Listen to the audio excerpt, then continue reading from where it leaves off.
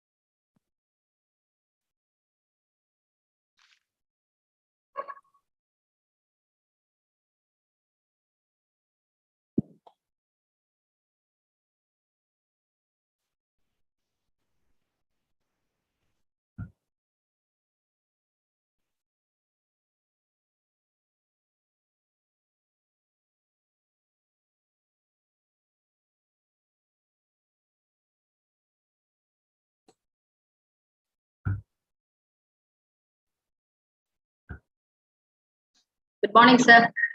Good morning. We are ready. Participants are in the YouTube or what?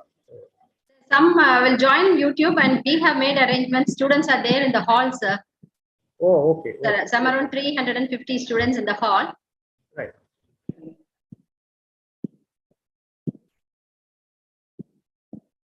Okay, madam. I'll let. Okay.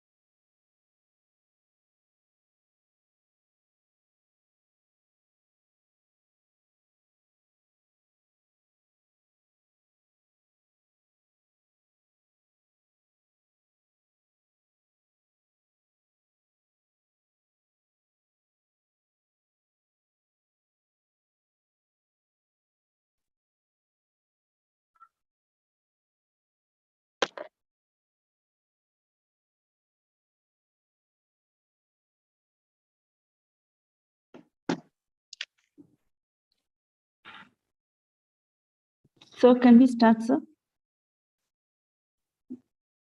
Please go ahead, ma'am. Yeah, thank you. Good morning to all. On behalf of National Center for Nanoscience and Nanotechnology, joining with Department of Biotechnologies, Computer Science, Bachelor of Computer Application and Statistics of Prince Sri Venkateswara Arts and Science College, I would like to welcome all the participants for the National Webinar on Science and Technology for Sustainable Growth in commemoration with National Science Day. We also happy to welcome all the eminent speakers of today's program and participants from various disciplines to pertain themselves to acquire knowledge in topics that are going to be delivered today. Let's begin today's program with Tamil Thai Valthu by Priyanka Selvalakshmi and Kirtika Devi of Biotech Department.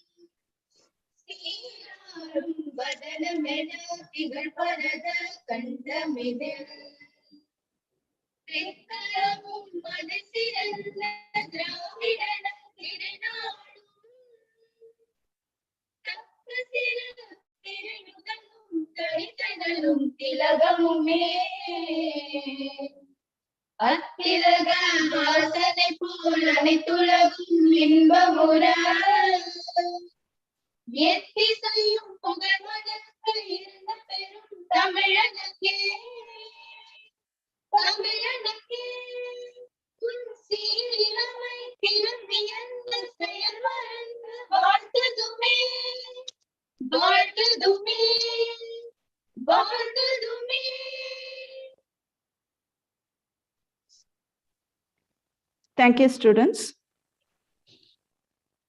Now I request our principal, ma'am, Dr. Uma, to commence today's program with welcome address. A pleasant good morning to one and all gathered here. On behalf of the management, I take immense pleasure in welcoming our distinguished guests, dignitaries, and the spectators for the webinar on Science and Technology for Sustainable Growth in commemoration with National Science Day. At the outset, I would like to begin by saying true leadership lies in guiding others to success, in ensuring that everyone is performing at their best, doing the work they are pledged to do, and doing it well. I believe that there is no one better suited for this quote than our Honorable Chairman, Dr. K. Vasudevan. Hearty welcome, sir. I am deeply honored to welcome our Chairman, Dr. K. Vasudevan, who demonstrates principles, conviction, and commitment to the development of our institution. And I'm very pleased to welcome our Vice Chairman, Engineer V. Prasanna Venkatesh, a visionary and a scrupulous leader. I take privilege in welcoming Dr. S. Balakumar, the Honorable Director of National Center for Nanoscience and Nanotechnology, who is also the convener of the program, without whom's initiative this program would have been impossible. Hearty welcome, sir. Your presence marks the occasion. Thank you, ma'am. Thank you. According to Leon Kass, the technical is not just a machinery. The technical is a disposition to life. I heartily welcome all the resource persons, Dr. B. Lavanya, Associate Professor from University of Madras. I extend a warm welcome to Dr. T. Kalaiselvi from the Gandhigram Rural Institute. I'm delighted to welcome Dr. P. Rajashri from University of Madras to our event today. I cordially welcome fellow members of the teaching fraternity, professors and assistant professors of various universities and also colleges to join me in giving our guests the most cordial stay. Finally, I welcome the wonderful spectators, the audience, our students awaiting for the presentation by the eminent speakers.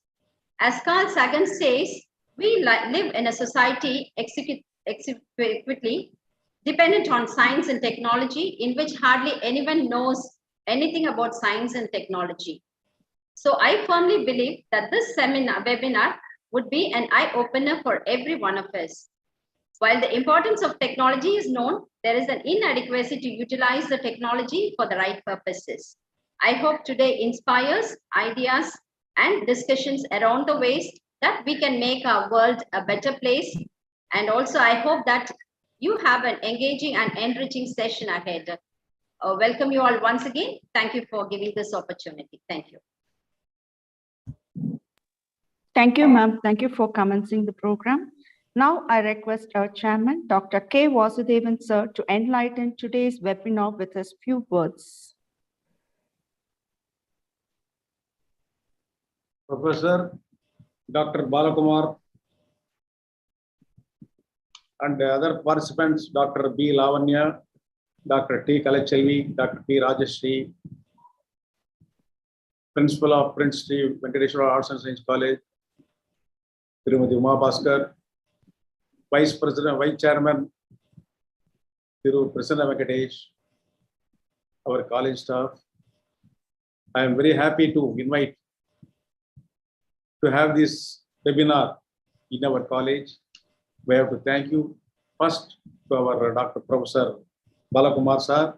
He has taken this pains to bring this webinar here. I am very much happy. I am also wish this seminar has to go successfully. Thank you very much. Thank you, sir, for it. Now I request our Vice Chairman, Engineer V. Prasanna Venkatesh, to grant keynote on the program. Good morning to everybody present here. It's a wonderful day to actually discuss about data. Data is gold. Gold is actually losing its value sometimes. It can keep going up and down. But data is an everlasting gold and it keeps increasing and multiplying always. The future is all about data. And with that, I'm very glad to be a part of this event, a national webinar on the commemoration of the National Science Day, an initiative of the National Center for Nanoscience and Nanotechnology and Prince T. Venkateshwara Arts and Science College. We have with us different departments of computer science, statistics, and BCA as well, Bachelor of Computer Applications, because these three departments are the future. And this will make the science of data into great leaps as well. We have with us eminent personalities, Professor Balakumar, who is the director of National Center for Nanoscience and Nanotechnology with us. He's been a great visionary in this space. And of course, these kind of events happen majorly because of few people. A lot of gratitude towards the chairman, a lot of gratitude towards the principal who has been a key organizer of this event. And this event is not possible without eminent personalities from the field of nanoscience and data science and nanotechnology. We have Dr. B. Lavanya, Dr. T. Kalaiselvi, Dr. P. Rajashri, all the three of them, excellent speakers, excellent people in their own fields for this kind of national webinar. This is supposed to be a keynote address, but I'm just going to take it forward as a normal address because keynote address is going to be much more specific on data sciences. I don't want you people to wait. Of course, these kind of events are organized by the organizers. We have all the department people, including Dr. Arna Rani from BCA department, Hema Malini madam from CS department, and Shanti madam from Stats department. This entire webinar is going to be useful for the students who have assembled in the hall. As we can already see, they're very interested in learning about data science and about bioinformatics as well. Thank you very much for giving this opportunity. It's going to be a very wonderful day. I hope a lot of learning and a lot of insights into the business models and insights into the world of data is going to happen today. Thank you very much. Thank you, sir.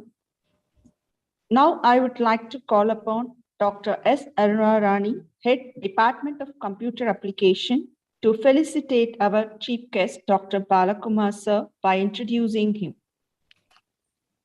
Good morning to all. It's a great honor for me to introduce and welcome Dr. S. Balakumar for this webinar. He merely requires any introduction as he is well known for his work in the field of nanotechnology. He is a professor and director of National Center for Nanoscience and Nanotechnology, University of Madras. He is specialized in biomedical nanotechnology, nanomaterials for energy and environment clean, sensing and storage applications of nanoelectronics, biomaterials for orthopedic dentistry and ophthalmology. His achievements include various awards from various countries like Japan, Singapore, USA, etc. He has 9 US patents under his name. He also received Tamil Nadu Scientist Award for Physical Science from Government of Tamil Nadu in 2020. He is a member of many national and international societies like Life Member in Indian Crystal Growth Association, Life Member in Magnetic Society of India, Nanoscience African Network, Member in International Research Club, A-Star Singapore Electrochemical Society, USA, etc. Till now, he received 20 funded projects from various agencies. And the most recent one is design and development of graphene algae-based composites derived from biomass for industrial wastewater treatment in Tamil Nadu industries. It is funded by Tamil Nadu State Council for Higher Education, and the amount sanctioned is about 46 lakhs. Till now, he published more than 194 papers in various journals of Scopus Indexed, Web of Science, and IEEE, etc. He guided many PhD students, postdoctoral fellowship scholars, MS students at National University of Singapore, MSc and MTech, etc. He is a member of various committees, and also he is a member of various board of studies. He holds editorship in various journals, and he is an editor of many books about nanoscience. He is the program coordinator of various refresher courses, workshops on nanoscience. We are all truly inspired your deeds, sir. It's an honorable moment for our college to have your prestigious presence in today's event. We welcome you, sir. Thank you, madam. Thank you very much. Very good morning to one and all. அனைவருக்கும் காலை வணக்கம். Most respected chairman of the Prince Group of Institution, Dr. Venkatesan sir, and also the managing director, Dr. Prasanna Venkatesan sir, and also the principal of the Prince Venkateswara Arts and Science College, Professor Uma Madam, and also distinguished speakers and other faculty members and my dear students. And very good morning to one and all. And also I take this opportunity to welcome you all for this wonderful program on this wonderful occasion. I mean, this is to commemorating National Science Day. And this is one of the important events, and every institution should conduct these kind of programs. Follow with the National Science Day. And first I should thank Uma Madam for joining me to organize these things, and it's wonderfully has done the job. And also I thank the chairman and chairman of this institution for giving permission to conduct the event and also joining us to beautifully conduct this event. Thank you, sir. Thank you once again. And about this Science Day, I just want to take 2 minutes to tell about the Science Day. Science Day is basically, it is instituted in 1986 by the government of India to commemorate the invention of the Raman effect, that is by our Sir C. Raman. And so every year they have a theme for it. So this year theme is the integrated approach of science and technology for a sustainable growth. So where we are looking for, where we are looking for the multidisciplinary approach to work the science and technology people, and provided, and we should not disturb the environment. So that's the main goal of this theme. So with this theme, the students should learn more on this, and we have to conduct more workshop and awareness programs to create the awareness on this theme and to work towards the theme, and also the researchers should also focus on it. So this is a small introduction about this theme and the National Science Day. It's also an honor for me to conduct this program jointly with our institution. So today we have 3 speakers. So our first speaker is Dr. Lavanya, Associate Professor, Department of Computer Science, University of Madras. Madam did PhD in our same institution and MCA and PhD in the same institution. And we joined as an assistant professor, and we worked in various levels, and also she's a coordinator of many of the programs and also the refresher courses, and conducting research on data mining and also bioinformatics and business analytics. And recently Madras University launched a rules of project where we have an opportunity to work with Dr. Lavanya, and also we gave a project to this department. The project is on bioinformatics, that is completely on nanoinformatics to collect the data bank or to get a data bank on biomedical related application. Such a wonderful teacher and also speaker and dynamic worker. And today he dynamic researcher, and she is with us. And then on behalf of this organizer and also for our organizers from the University of Madras and Prince Venkateswara College, I'm happy to welcome Dr. Lavanya. Now it's turn to Dr. Lavanya.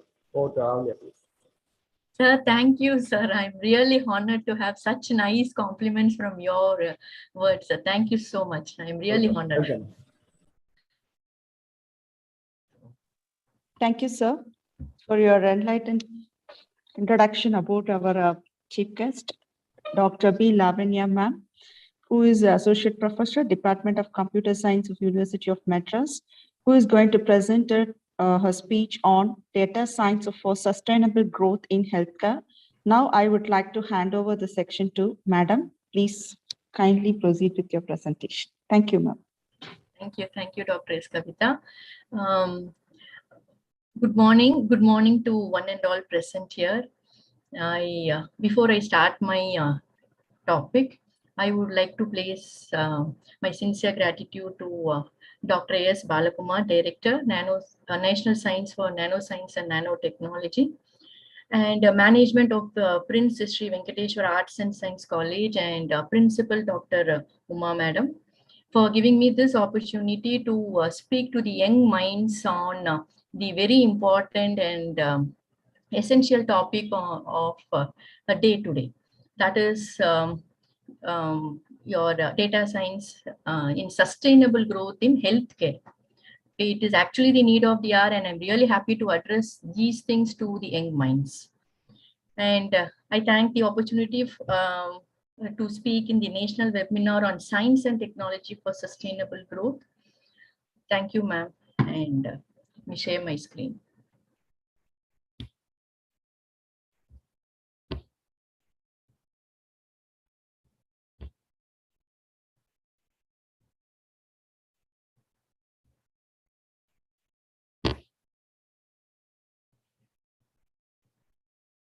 Is my screen visible and moving like?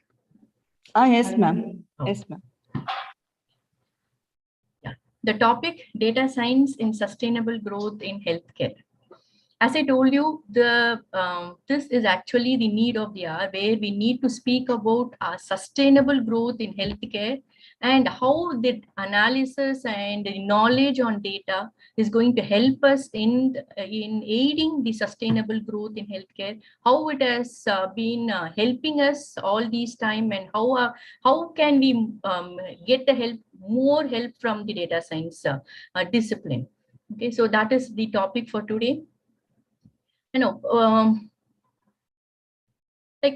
Usually I used to tell my students, before learning anything, any concept, we always have to know about the application of that particular concept, right? We need to know why are we learning it, where are we going to apply it, and how am I going to use it for the societal growth. So these are the three key points we need to know before we actually get to know any concept for that matter. Okay, whether it is going to be technical concept or economical concept or financial or any concept which we are yet to learn, right? So when we are trying to learn any concept, we always have to know where all we are going to apply it. Why should I spend my time learning these concepts, and how am I going to use it? Okay, so based on that concept, the seminational webinar is actually been, the topics have been clearly given, and hats off to the organizers. First, it is how the data science is going to be applied in the sustainable growth in the healthcare domain. And then they went on to a technical topic, the techniques, the machine learning techniques and AI techniques in available in data science. And then again, they had gone into the application of focusing on bioinformatics. So as a student, as a newcomer for this discipline, you would really get an overview and a proper insight on what is the application of data science, what are all the applications of data science, especially in healthcare. And you'll also know what are the technical components available, protocols, methodologies available, and also a focused application on bioinformatics. Okay, so having all these in mind, I am going to concentrate on what data science is and how the data science is going to help us in the sustainable growth, especially in healthcare industry. Okay, so getting into here, data science is a field of study that combines statistics, programming expert, and the knowledge the domain knowledge. Okay, so the domain here we are going to focus on is healthcare. Okay, so the data science is a field of study that combines domain expertise, programming skills, and knowledge of mathematics and statistics to extract meaningful insight from data. So that is what is exactly needed. Okay, we have data everywhere. Previously, collection of data was very difficult because the storage and collection from various data sources was very difficult and expensive. But now we are able to collect data. Data is flowing from every part of the universe, and we are able to store it also. That storage also has become inexpensive. So now our real concern is, yes, having collected all data from various data sources, okay, what is the information, thereby what knowledge are we going to get from that particular stored huge volumes of data? Okay, so that is our main objective. Our main objective is to extract meaningful insight from the data, and especially in healthcare industry, that meaningful information is actually needed because it really is going to affect the future, the prevention techniques of in the healthcare, or even in curation. Okay, so that's very important. And the data science practitioners, of course, apply machine learning algorithms to numbers, text, images, video, audio. What type of data you give us, the data science practitioners can handle it. Output is going to be your artificial intelligence systems, that is your AI systems, to perform tasks that ordinarily require human intelligence. And nowhere here we need to acknowledge we cannot replace any human mind. Even though we have sophisticated machine learning and artificial intelligence algorithms, which could actually replicate the human intelligence, but it cannot overpower human intelligence.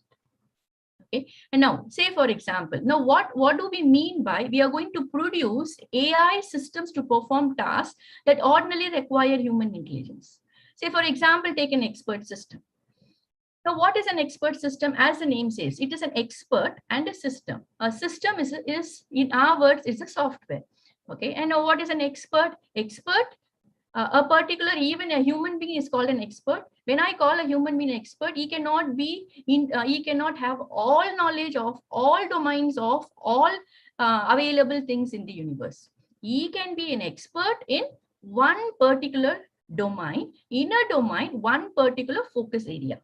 Similarly, our expert systems also, the AI systems or the expert systems which we design are going to be expert in querying, analyzing, and giving knowledge on one particular focus area. Say, for example, we have an expert system on diabetic. Okay. Now, how are we going to actually train and say this is going to be an expert system? So how are we going to train? We will train just like we train a very small child, right? How will we train a small child? We will give demos. We will show the patterns, right? So how am I going to make a small child learn to write a alphabet A?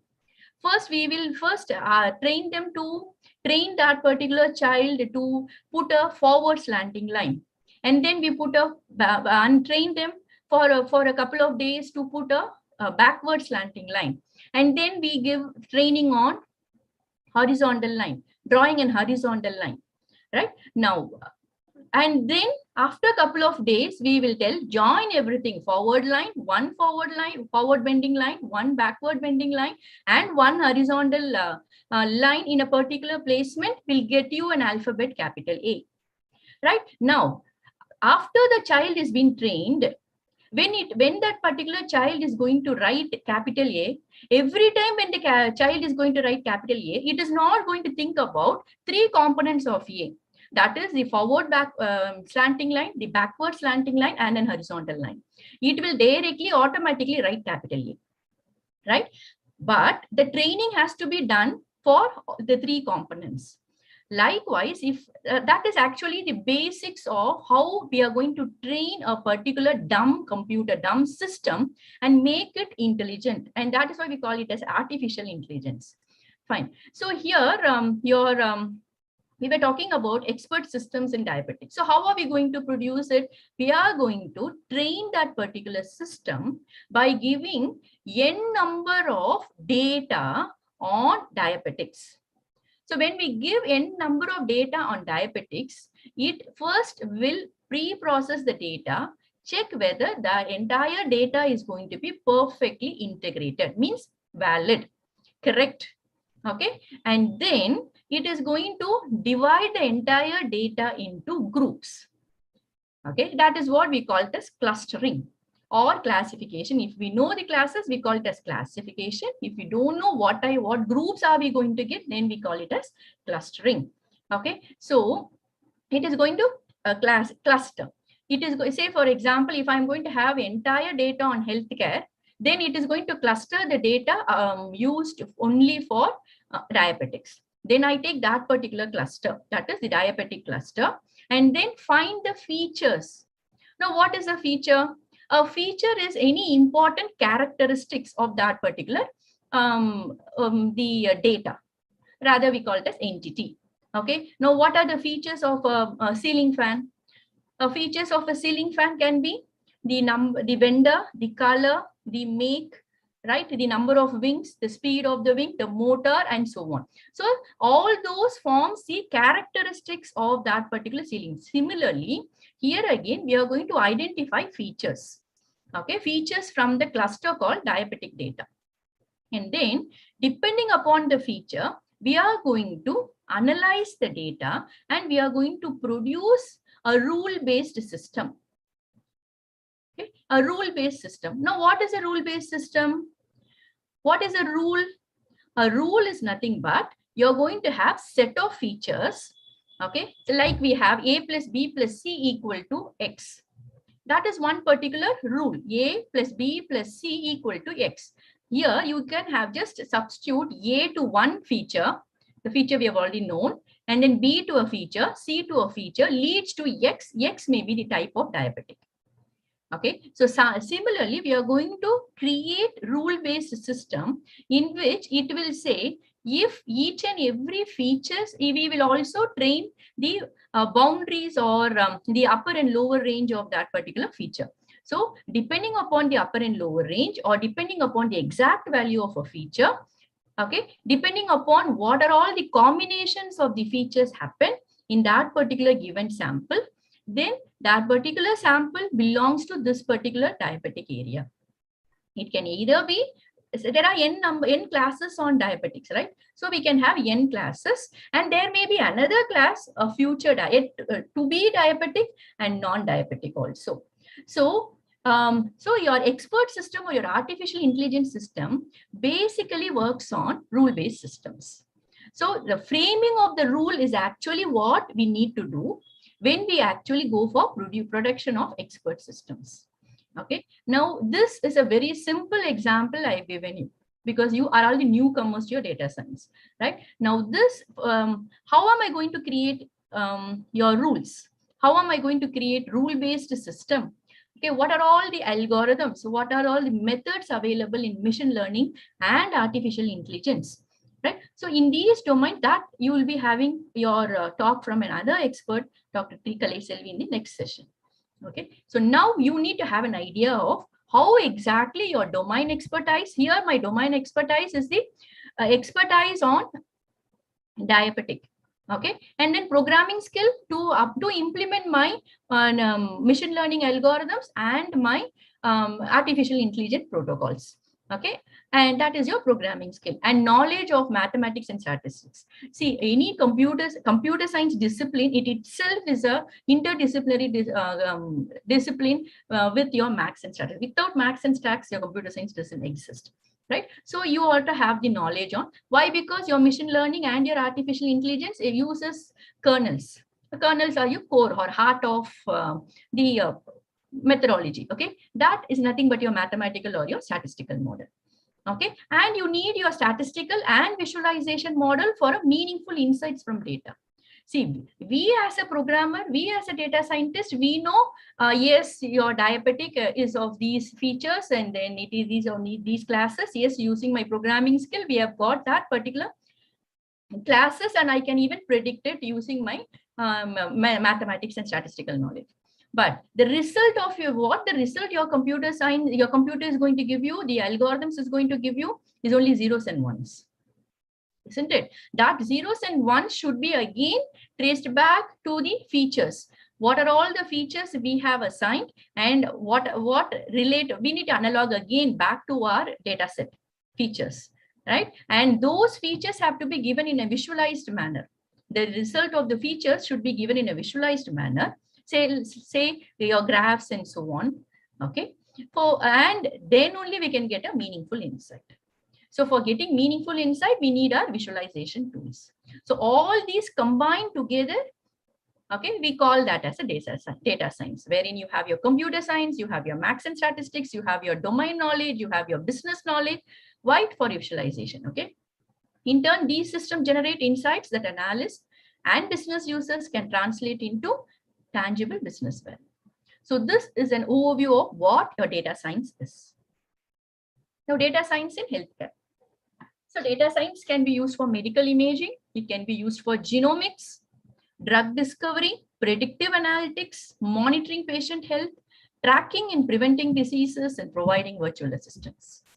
Right? Medical imaging, you have n number of image formats available, starting from your X-ray to your SPECT images. Right, you have n number of medical imaging available now, and you know, like images and your videos are the highest producers of data. right? So, so your medical image analysis, we call it as medical image mining and so on. See, all these require huge sophisticated systems. Nowadays we use our free cloud platforms, okay, and GPU based systems, because it is a huge data, right? And hope you people know how can I process a particular data, how the processor can handle a data which is within its own RAM, right? So how am I going to do it? Using our GPUs, right? So by using a normal processor, dividing your entire data set into small chunks and then transferring from the disk to memory to disk, it is going to take huge amount of time. So what we are going to do, we are going to use our GPUs, graphical processing units, for any type of image processing. Okay, so medical image, you have n number of data science, what do you call that, your methodologies and protocols available. And of course your genomics are study on genes, right? And then drug discovery with the data science. How your data science is going to help in drug discovery? Is there any student can answer? Is there any provision for them to answer, or just to listen? They're all in the seminar hall, ma'am. So if you want them to answer, we can make our. Oh, okay, fine. So I am given a very short time. So we'll make them ask questions, okay, at the end of Sure. or even in between, no issues. Thank you. Okay. So here, how your data science is going to is going to be useful for drug discovery. See, how am I going to make a drug discovery happen? I'll again give you a very short overview on it, right? So how, say for example, let me take our the very famous coronavirus. Okay, so how am I going to make it? We are going to first discover the structure of the drug. Okay, and we'll have, so the structure of the drug is nothing but the combination of proteins and its structure, right? And we are going to have the structure of the supplement or complement proteins. Okay, and we are going to find how these functionally react. So instead of making them actually happen in the wet lab, okay, so what we can do is we can have a virtual trial run using our image processing and our 3D modeling techniques. Okay, we can make them functionally react. Okay, and we can see how functionally they are going to react and what is going to be the outcome. So like that, we can have a 50% of the knowledge insight about various protein structure complementing each other visually. And then we can actually filter the 50% possibility and then go to the wet lab. So it actually reduces the time. Instead of having an entire experiment in the wet lab, the data science is going to actually help us. How actually it is going to help us? It is going to help us in image modeling. It is going to help us in our visualization techniques. It is going to help us in making the functionalities understand. See, the functionalities are going to be again huge amount of data only. So we are going to analyze those data, right? We can simulate the entire functionality happening in the drug discovery process. Okay, so thereby your drug discovery can be aided using your data science. And predictive analytics in healthcare. This is a very common, the application, rather I can say, of data science. See, predictive analytics, say for example, I take the breast cancer data. Okay, so say we can collect the data from we had done that in getting the data from the Cancer Institute area, and we had analyzed how the treatment could be. We had actually analyzed the treatment procedure, followed for the breast cancer patients. Right, we had produced the decision trees. That is your decision tree is one of the tool of data science. Okay, so that is nothing again for framing the rules. So here, such type of predictive analytics could be done. That is, having the history of the patients for years together, or for an year, how much ever data is available. With that, we can go for prediction. So having the history of the data, Okay, we can really study the data, identify the important features, and then club the important features which is going to lead to a particular type of treatment or survival rate. You can even identify the survival rate. You can identify, you can predict the survival rate, the treatment procedure. See, this type of data, it's a patient data. You can the survival rate with this type of treatment is going to be more. So such type of predictive analytics could be easily made using your data science. So this predictive analytics forms a very important role. And then monitoring patient health. You keep on monitoring. See, nowadays you have n number of sensors available. On day-to-day life itself, you can collect data. Say very important, very common monitoring patient health device is your smartwatch, right? You people know, right? Your smartwatch, it keeps track of your number of steps you're going to put on the entire day, and then how much sleep you're going to get. Is the sleep peaceful? How much of REM rate? What is the REM rate? What is your blood pressure rate, heartbeat rate? All these are every moment it captures. Thereby you can monitor patient health, right? Where comes the data science there?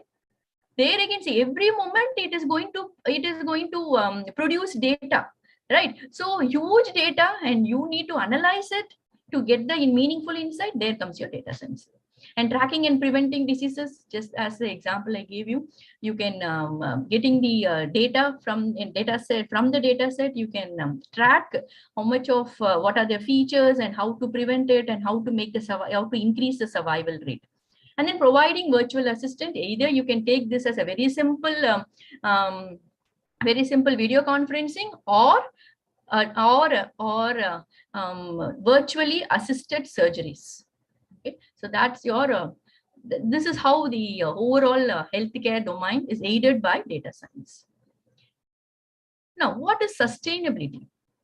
So sustainability is sustainable development is a development that meets the needs of the present without compromising the ability of future generations to meet their own needs. Okay, so that is sustainability. We need to make it happen with our past and the future, or present and the future, to meet its needs. Okay, so the United Nations Sustainable Development Goal, SDG is very famous. Our targets for global development. It was adopted in September 2015, but the goal are expected to achieve by 2030. Okay, and UN has developed 17 sustainable development goals related to these areas. Okay, their simultaneous achievement will ensure prosperity and peace today and in future. So now, actually, as the present condition, peace and prosperity is actually in question mark. Okay, so these are the sustainable development goals, SDGs. They say no poverty, they say health, good health, quality education, gender equality, clean water and sanitation, and then your energy consumptions, employability for all the youths, peace and justice, and so on. Okay, so so here you can find data science has been related to each and every goal of the sustainable development goal. Okay, and here you can find there are n number of healthcare goals itself having been given as separate goals, right? So sustainability in healthcare facilities has three aspects. First is constructing and managing healthcare facilities following sustainable practices. Okay, and designing sustainable healthcare processes, and then promoting daily sustainable practices for healthcare employees and departments. So we need to construct and manage healthcare facilities, and then design healthcare processes. Now, facilities and processes. Facilities are infrastructural matters, and processes are the intangible matters, right? How are we going to make it happen? We are going to make it happen using our analysis of data.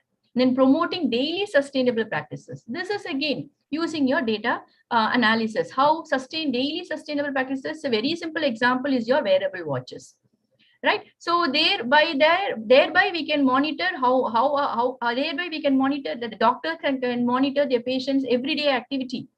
Okay, and in future they may even remind them about yesterday. See, to every night he or she can remind about, see, today this many number of steps only you have taken, so this is not sufficient for your health care. You need to go on for many more, and then you need to go on with aerobic exercises and so on and so forth, right? So that again can be done for sustaining the healthcare. Okay, so the boost in healthcare innovation, it is done using advances in technology, growth of digital consumerism. So that is again important. The technology advances. Technology advances every day. Every day you have a new protocol. Every day you have a new discoveries of the machine learning algorithms, artificial intelligence systems, and so on. But it should meet the consumers. That is more important, right? See, it's always should be a parallel routes. That is, the technology develops, and linearly our takers also should increase, right? So that is again, that is also been increased, and that is the boost for the healthcare innovation. Growth of digital consumerism, and the need to fight increasing cost. So see, it's always like that, right? If there are more takers, more production, more manufacturing, and less cost. And you have SDG tracker also being introduced by UN, and it tracks about the relevant growth worldwide. Okay, how in each of the sustainable goal, how each and every country involved with it is actually putting efforts and measures to what to say, to go on par, and so that the objective can be reached by 2030. Okay, so data collection and turning available data. See, this is important. Data collection is important, and turning available data into mission-readable formats are necessary to map the status quo. Only then we can visualize, right? The data should be converted to mission-readable form. There are n number of tools available for data loading into the data warehouses or your storage systems. Okay. Now, this is what we need to think about. What is the quality of informal data processing? See, our important thing is we need to collect the data and turn it into mission readable format. So I need to make it mission readable format in the sense I need to do my data processing.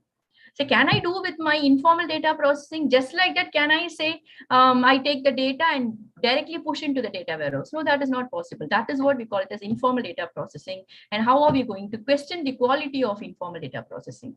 So data pre-processing itself has n number of stages and again protocols to follow. Okay, and is the use of unsaved methods in data processing with traditional software and hardware leading to data fragmentation and non-predictive analysis. Now, data fragmentation. Data fragmentation is you're going to break the data, divide the data into components or into parts. Okay, so that's what when we were discussing about data being stored in the respective memory only can be, main memory can only be accessed to the processor.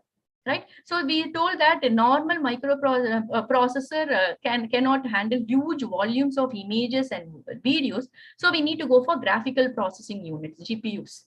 Right? Why? To avoid this data fragmentation. Why? We cannot say how are we going to divide the data.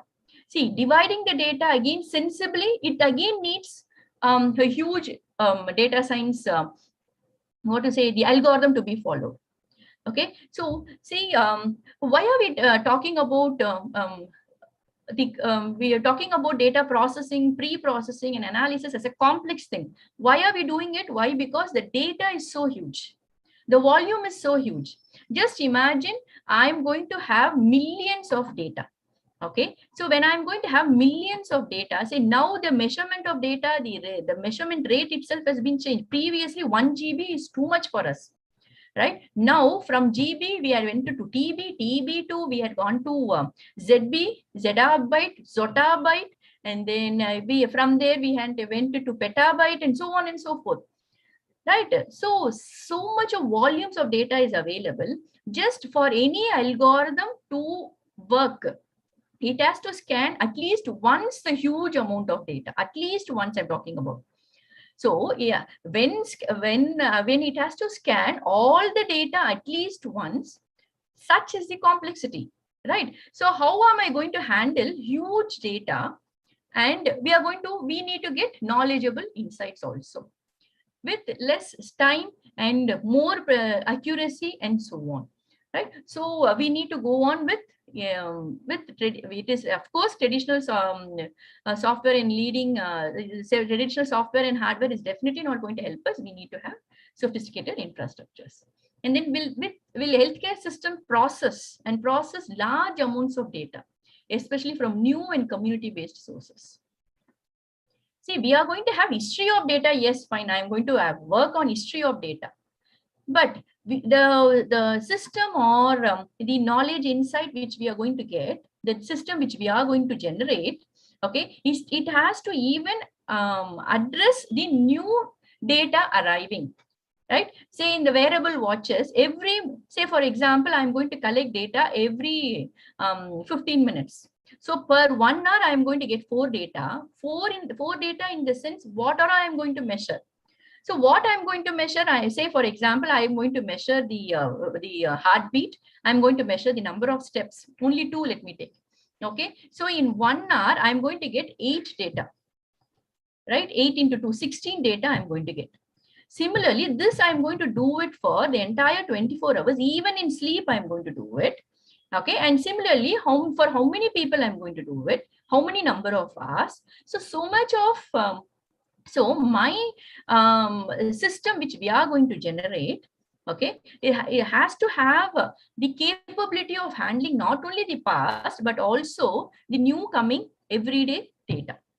Okay, so only then it can give us a effectful. Say, if the system which I am going to develop is going to be used only for the past data, it is of no use for me. So data real-time processing has to happen.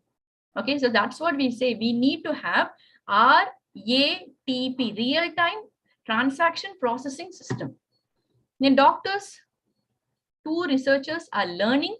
Doctors 2 researchers are learning from new open source and larger data statistics. So it is not the technology developing at one side. The technology has to be shared and it has to be accepted by even the experts. Only if I can get whatever prediction I have done from my data, from my machine learning technique, that data has to be validated with the expert in that particular. Say I need to get that particular prediction, I have diabetology prediction, and go and get the validation done from the diabetologist. Okay, so the doctor also should be should be learning new open source and large data statistics. And finally, how can they get the skills to build translation of information into data science? So that we will do. The data scientist role is that we are going to translate the information into we are going to translate the information into visual tool before the processes translate the data into information. So in all this time, what do we call a process in computer? A process in computer takes an input and gives an output. A data is been converted to information. That is actually the process in computer. But data science says data to information is not enough for me. Information should be converted to knowledge. Okay, and all these involves huge number of money. So we need to take care of other models also. Now, computational sustainability. So computational methods for sustainable environment, economy, and society. Okay, together only we call that a sustainable development. Okay, our environment, we need to take care of our environment, we need to take care of economy, and we need to take care of society. Together we call that a sustainable development. One thing alone, if it is going to improve or be sustainable, that's not going to be sufficient. Okay, we need to establish a new field called computational sustainability. It's already existing. We need to get the help of it. So focused on computational methods for balancing environmental, economic, and societal needs for the sustainable future. So we need to have new sights into sustainability questions, new challenges and new methodologies in computer science, just analogous to computational biology. So like we have previously even bioinformatics, right? Bioinformatics and so on and so forth were emerging. When they were emerging, all these questions were there for that also. Okay, and Institute of Computational Sustainability, which could perform and foster research in computational sustainability and to establish vibrant research community, reaching far beyond the practicing members of this expedition. So it is not only the technologists, it is also the consumers. The consumers can be from any area or domain. Okay, so additional level of complexity. What are the complexity? Actually, it is stochasticity of the data, uncertainty, and large-scale data modeling. So stochasticity is the probability, okay, the uncertainty in the data. So that actually is the highest level of complexity. And the structure again, it is unstructured. Previously, we were handling on structured and semi-structured. Now we are handling unstructured data. So we need to pre-process the unstructured data and make it understandable, make it into a structural format, and then we need to do our analysis. So these are the complex levels of complexity. Uncertainty in data. Uncertainty in data, say if I take even a healthcare system, or if I take my environment, GIS system. Okay, if I take geographical information system is GIS. So if I take GIS, every moment the data which I am going to collect is definitely going to be uncertain, right? Especially during our natural calamity days. And then large scale data modeling. So data modeling is definitely not existing for all these types of domains, right? So we need to really create data models which could handle the stochasticity and uncertainty of data collected from various data sources. So that's what is listed here. Highly stochastic environment, multiple species with interactions, and then spatially explicit aspects within species. All these actually, influence your healthcare industry. Different models of data acquisition, typically over different time periods. Okay, that again is very important. For any healthcare system, the data which we are going to acquire should be a time series data. That is a temporal, at least a temporal data. Now, what is a temporal data? Data attached with the time is your temporal data. So any data should be a temporal data. So different models of data acquisition, typically over different time periods, and we need to take care of dynamical models. As I told you, data modeling, data and storage structures. How am I going to store data? I cannot just collect the data and push it into my data warehouse. So I need to collect the data, pre-process it, and we are going to model it. We need to model it such that it has the capability of handling the past, present, and future data. So that's why we need to have dynamical model. And then we need to, of course, we need to know the dynamics of species, and then movements and migration, so that and mutations. Nowadays, mutations are very important factors. So realistic computational economic models, the current approaches limited to scope and complexity. Okay, so we need to have transformative research directions. Now, what are transformative research directions? They should be more realistic computational models in which meaningful solution can be computed, and large-scale data beyond state-of-art computer science techniques need to be done, and study of dynamics of reaching equilibrium also has to be done.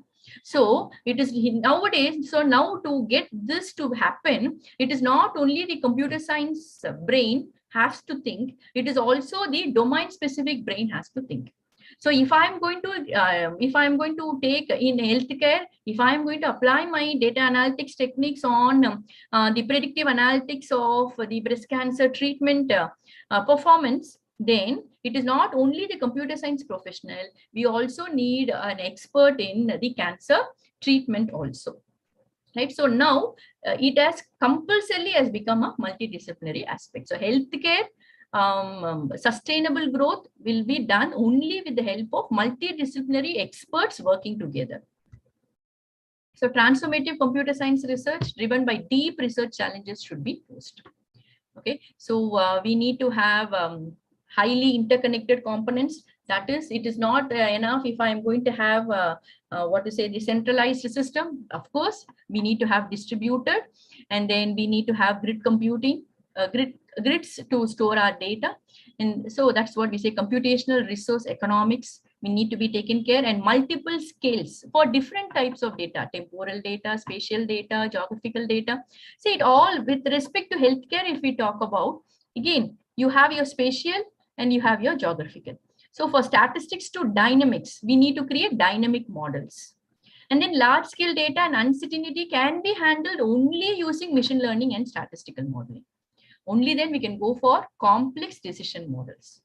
Okay, so finally our output is going to be decision model, right? So that should be that should be reliable and trustworthy only if we follow all these things, and from the data collection to the analysis.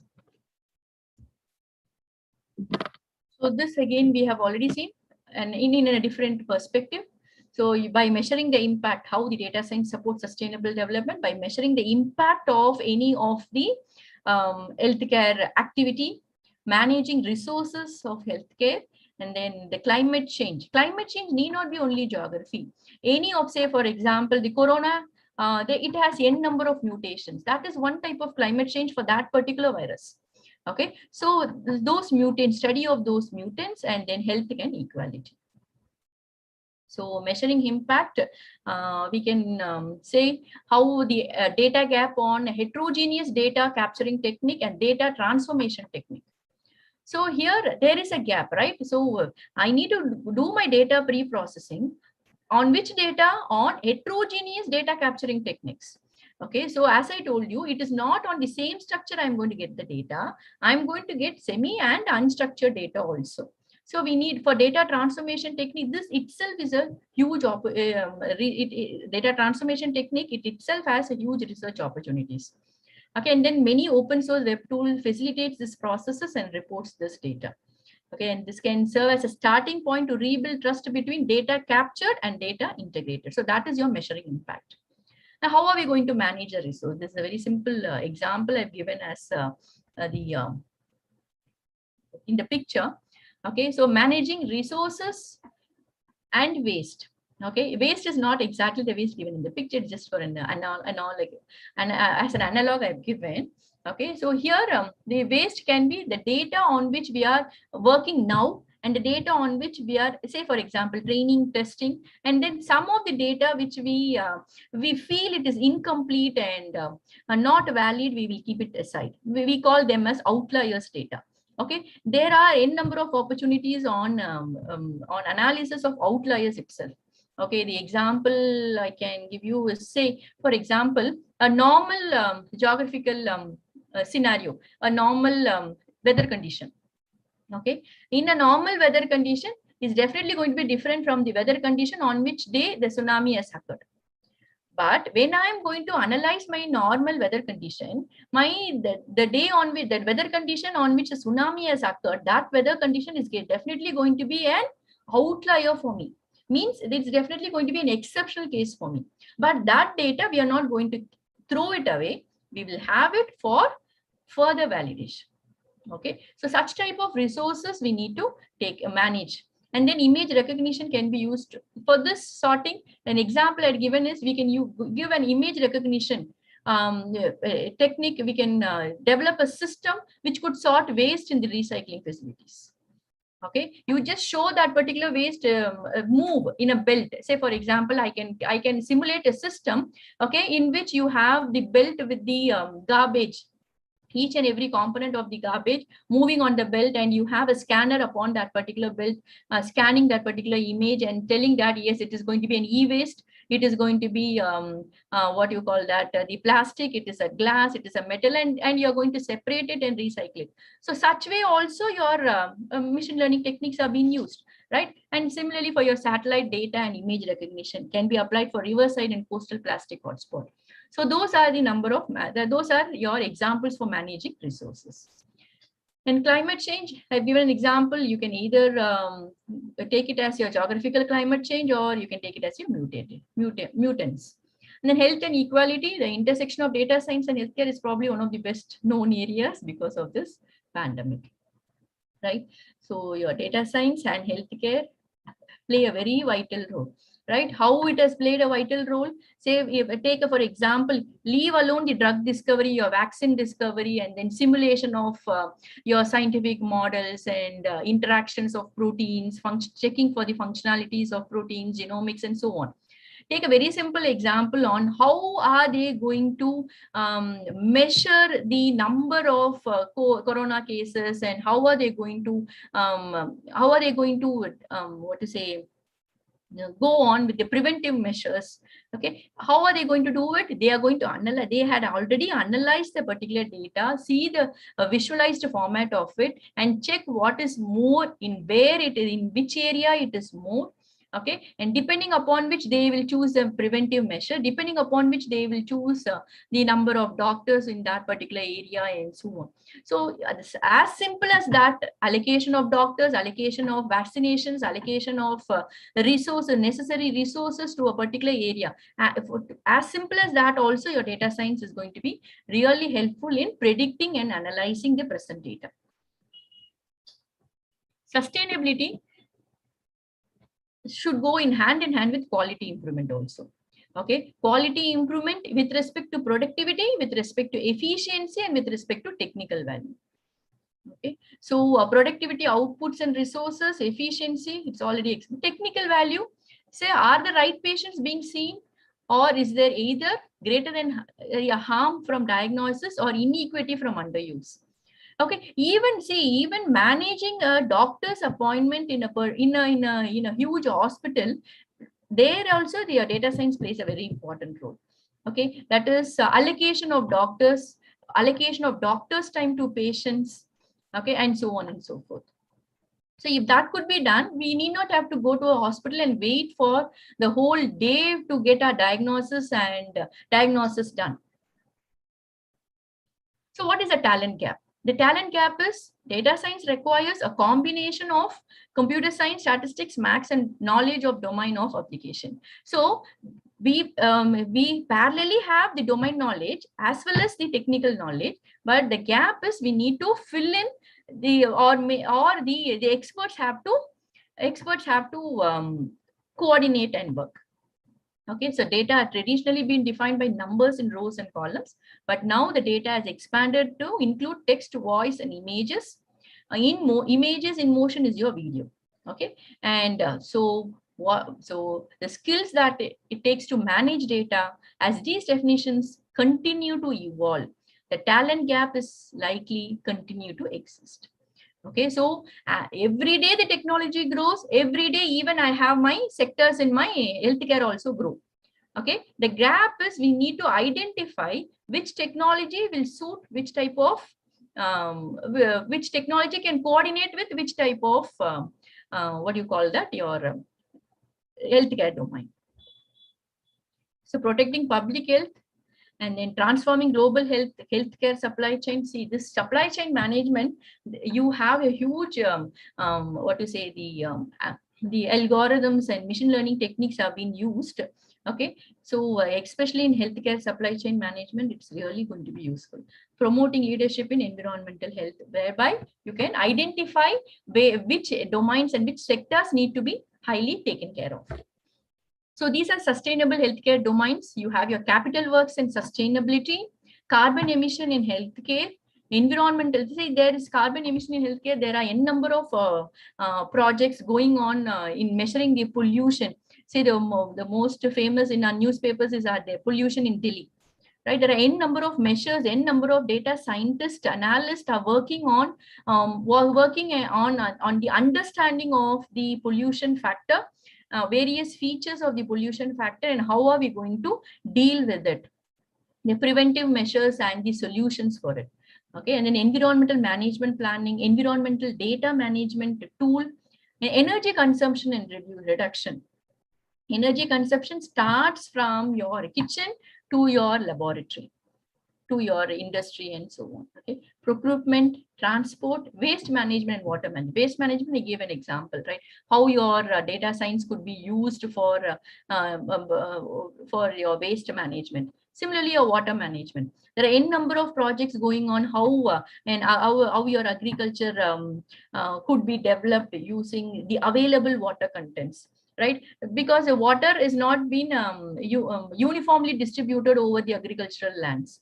Right, so how the agriculture could be sustained using the available water nearby.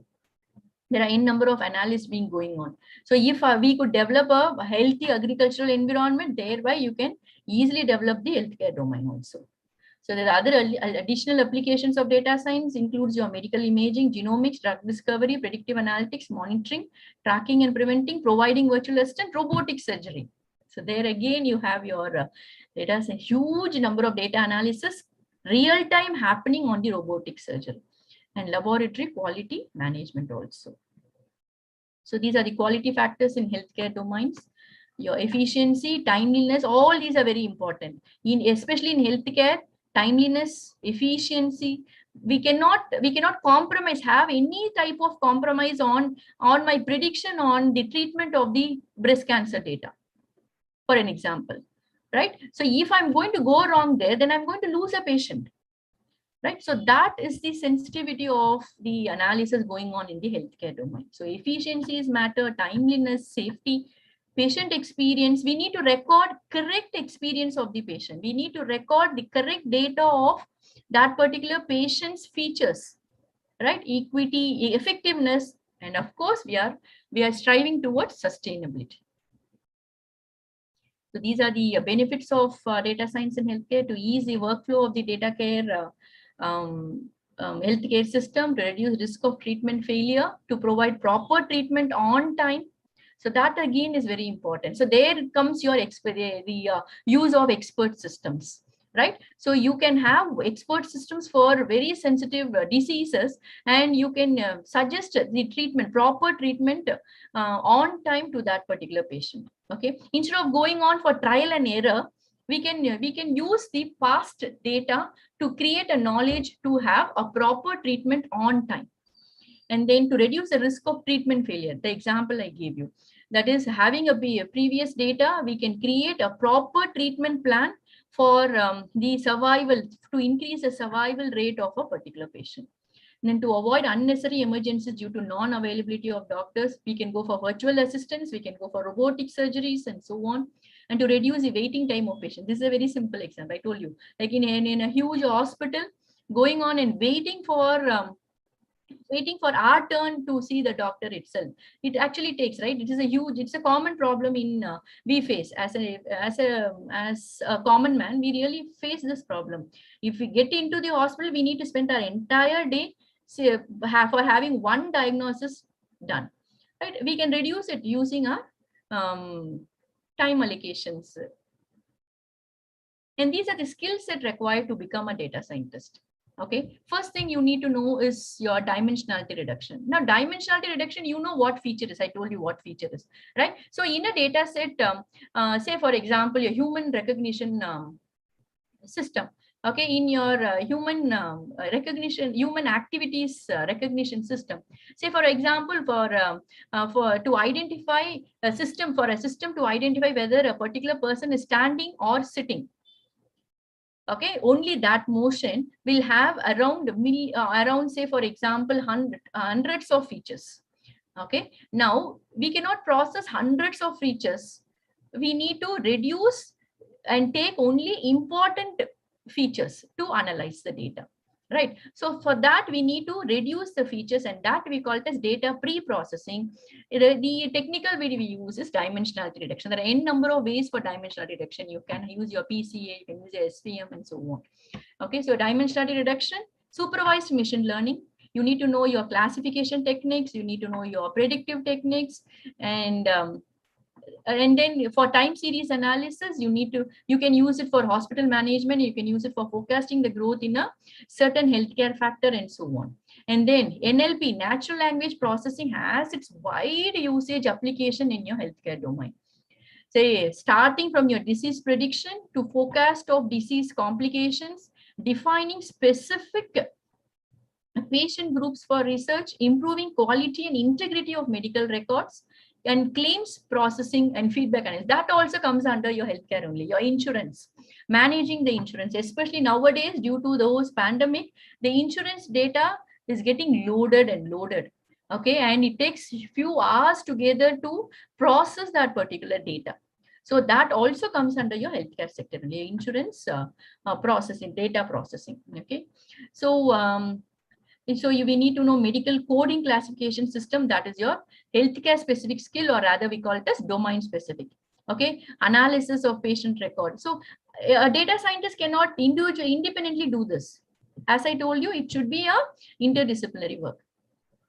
Billing, operations and reimbursement, mortality and morbidity statistics, that also, right? This was the highest used statistics during our pandemic era.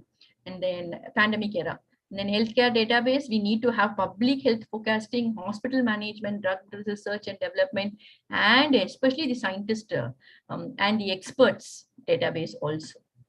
So these are skill sets required. And what is the role of data scientist in healthcare? We have seen all the applications. What am I going to do as a data scientist? We are going to collect data in a proper format from different heterogeneous data sources. Okay, and then analyze the needs of hospital. See, from outside, we cannot say these are the important departments of the hospital. We need to get inside that particular, what do you call that? The area wherein we are going to simulate or we are going to work on, and we are going to analyze what are all the needs of the hospital, and we are going to do it. And then structuring and sorting the data for use. The creation of data models is very important here. Okay, structuring and sorting is so very important. The data either you call it as data pre-processing, or you call it as data processing and storing it in a data model, or identifying a data model to store it. All these forms a very important part, and the data scientists are going to do it. And performing data analytics with various tools. Your machine learning tools and your artificial intelligence tools, your visualization tools. Even sometimes even a simple visualization tool will get us more insight on what data is available. Okay, so that also is the role of data scientist. He is going to do it. And implementing algorithms on the data to extract insights. So that is very obvious. We are going to implement algorithm and get the knowledge out of it. And then building predictive models with the development team. So that is the ultimate objective. We need to have predictive model in every area of your healthcare sector. So using variables data to monitor and prevent healthcare, improving diagnostic accuracy and efficiency, and then turning patient care into precision medicine. So that's again a very important area now. It's been, getting familiar, right? So there is an expert for everything, like every small component, right? So we used to, previously we used to say there in future we are going to have a specialist for little finger, ring finger, separately a little finger doctor, a ring finger doctor, a middle finger doctor, and so on. But actually it is happening nowadays, like you have a common medical discipline, and you also have a very specific narrow down discipline also, right? Like you have neurology and nephrology. For only leg treatments, you have something called podiatrics. Likewise, for every domain of healthcare, you have various subdomains and focused domains also. So advancing pharmaceutical research to find cure for diseases, example, your cancer and Ebola, optimizing clinic performance through actionable insights. So this could be done if I could reduce the cost of my, say, reducing hospital readmit, optimizing the clinic performance. That is, if I could reduce the cost of my hospital, thereby they will reduce the cost for the patients, right? So that way also we can help the society, taking the risk out of prescription medicine. And then reducing hospital readmissions to cut healthcare costs. So once the diagnosis is perfectly done and the treatment is perfectly predicted, okay, it definitely reduces the readmissions and definitely it is going to cut the healthcare cost. So these are the limitations. Digitization, technological inclusion, reduce cost of treatment, need to be able to handle huge amounts of patients. And these are some of the limitations, okay? So data science in healthcare, in short, what we have already seen till now is only these. That is, you can go for combination of large and complex data sets from various healthcare domains. And with the new open access efforts, we are going to go use your data sharing methodology and using your data capturing, storing, sharing, and analysis using your machine learning and artificial intelligence. Okay, so this is what we have seen all these 60 minutes. Now it's open to you. Queries and suggestions. Thank you, ma'am. The students, if you have any queries, the participants also have a queries, you can ask ma'am. Is there any query in the chat box? We have some questions with us, ma'am. Can Yes, I? please. Yeah, okay.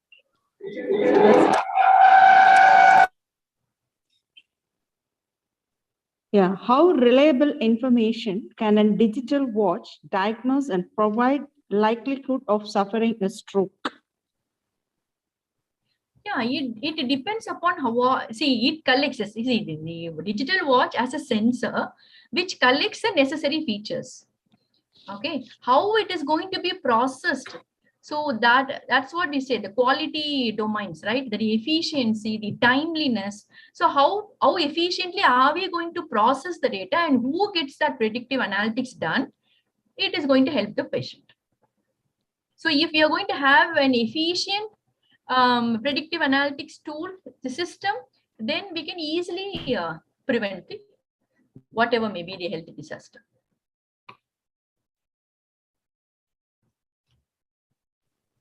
Yes, ma'am. The next question, ma'am. How to become a healthcare data scientist?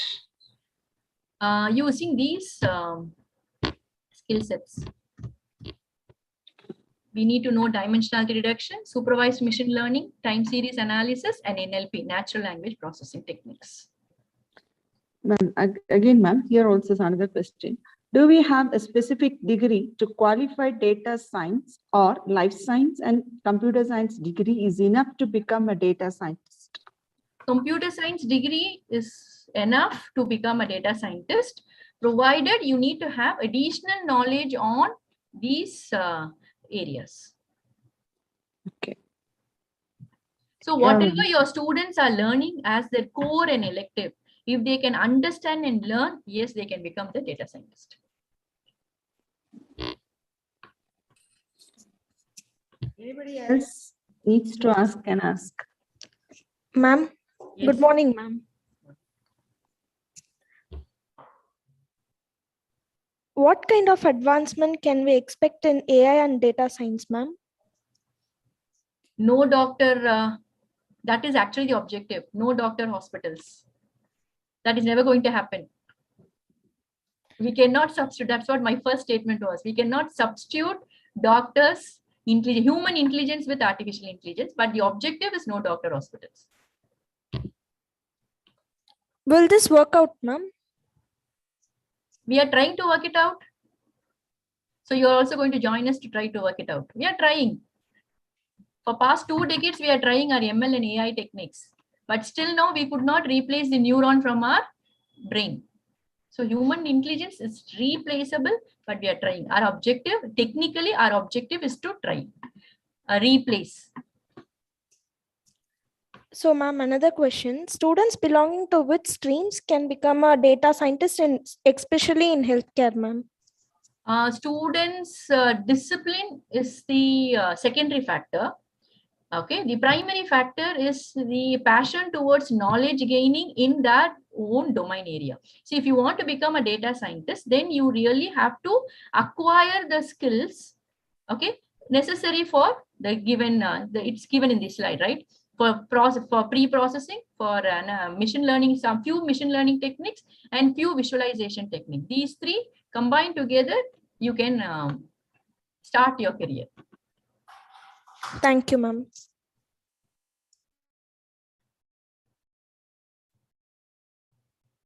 And additional information is data scientist is a job, is a highly paid job. Thank you, ma'am.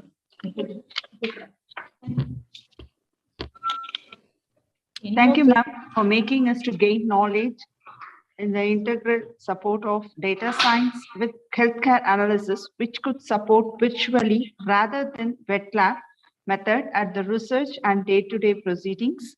Thank you so much for making the students and the participants to gain more information and making this moment valuable moment, ma'am. Thank you so much. Thank you. Thank you so much for the opportunity. And thank you so much for patiently listening to me for past 60 minutes. Hope I finished on time. Thank you. Okay. Thank you so much.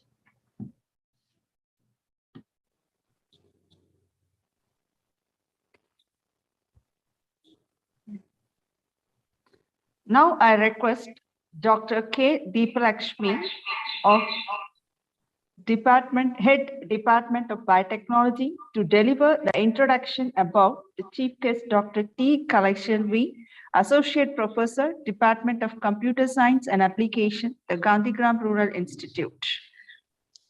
Welcome, ma'am. Good morning, ma'am. Good morning to all our present. I am honored to take this opportunity to introduce our guest, Dr. T. Kalaiselvi, Associate Professor, who is having 13 years of experience in medical image analysis. She completed her BSc Mathematics and Physics in Avinashi Lingam Institute and MCA in Avinashi Lingam Institute and PhD in Computer Science and Applications at Gandhigram Rural University. She is guiding 4 MPhil and 5 PhD scholars and awarded 13 MPhil students. She has nearly 15 publications in national and international journals and 21 proceedings. She published her journals in International Journal of Imaging, Systems and Technology, Springer Journal, Soft Computing, International Journal of Computer Applications, Computer in Biology and Medicines, International Journal of Computational Intelligence and Informatics. She has funded with many government projects as a honor of her research and funded by DRC in development of automatic tools for brain image extraction and brain tumor for nearly 3 years of amount of 8 lakhs. She is a very active person and interest towards her subject. She has attended 15 seminars, conferences and workshops in national and international level. She presented her knowledge in national and international conference to motivate the students towards research and improve their subject knowledge. As an additional responsibility, she acted as a student mentor, advisory committee member in website management, advisory committee member in IPR. I am privileged in this moment to thanking Madam to accept in her busy schedule to deliver the speech in machine learning in data science to the welfare of the students in the developing science and technology world to the next level. Please, Madam, take over the session. Thank you. Thank you, Ma. Thank you for your nice introduction. Good morning, everyone.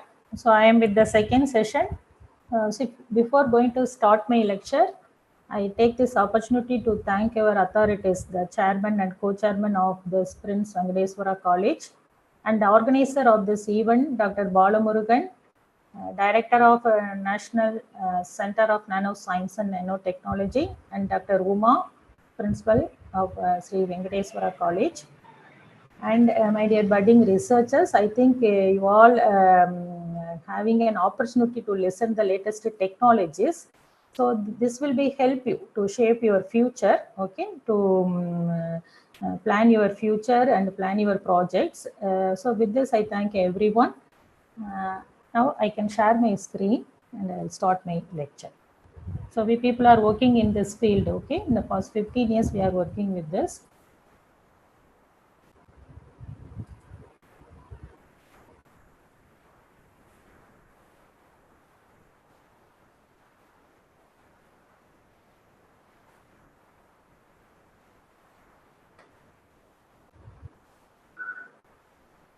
Is it visible, my screen? Yes, ma'am. Okay. So if there is any problem with my voice or with my screen, kindly stop me. Okay, my WhatsApp number is with you, with your principal madam. Okay, you can tell me. So, Sure, ma'am. Okay. So my topic is, okay, in the second session, my topic is machine learning in data science. So here, So we people are in our institute, we are working with this medical image analysis starting from 2008 onwards, when I started my research with this field with the support of DST funding under the Young Scientist Award. I started my research with this medical image analysis. So in this medical image analysis here, first you all know that the medical images nowadays, the scanning machines are producing the images. With support of the computer, they can control. Patient will be placed into a table and they will be pulled inside a tunnel-like machine. Okay, then a particular organ to which they want to take the images, they will be captured through the computer. Okay. So here the images, not only a single image, okay, a set of images will be produced for a patient, okay, because here the images can be taken in any orientation, okay, in 360 degree it is possible with the support of the MRI scanner and all. 360 degree we can take the images of a particular patient organ. It may be a brain, it may be a lung, okay, anything, okay, in any orientation we can take the images. And with kind of parameter setting, whether you are focusing the tissue characteristics or tissue timings, that is a timing in the sense their absorption timing, their relaxation timing, okay, because everything will be based on this electromagnetic wave that energy apply and release. Okay, so based on the parameters also different kinds of images are possible. Okay, so these images, and finally these images will be submitted to the expert. Then the expert will go through these images to identify the disease related with the particular patient, or to plan for the diagnosis, or to plan for the treatment or surgery. Okay, it's not only happen with a single expert. Sometimes a group of experts has to come to this room and they will decide about this. And seeing the images, they will plan for the surgery. Okay, this is happening in nowadays in the medical field.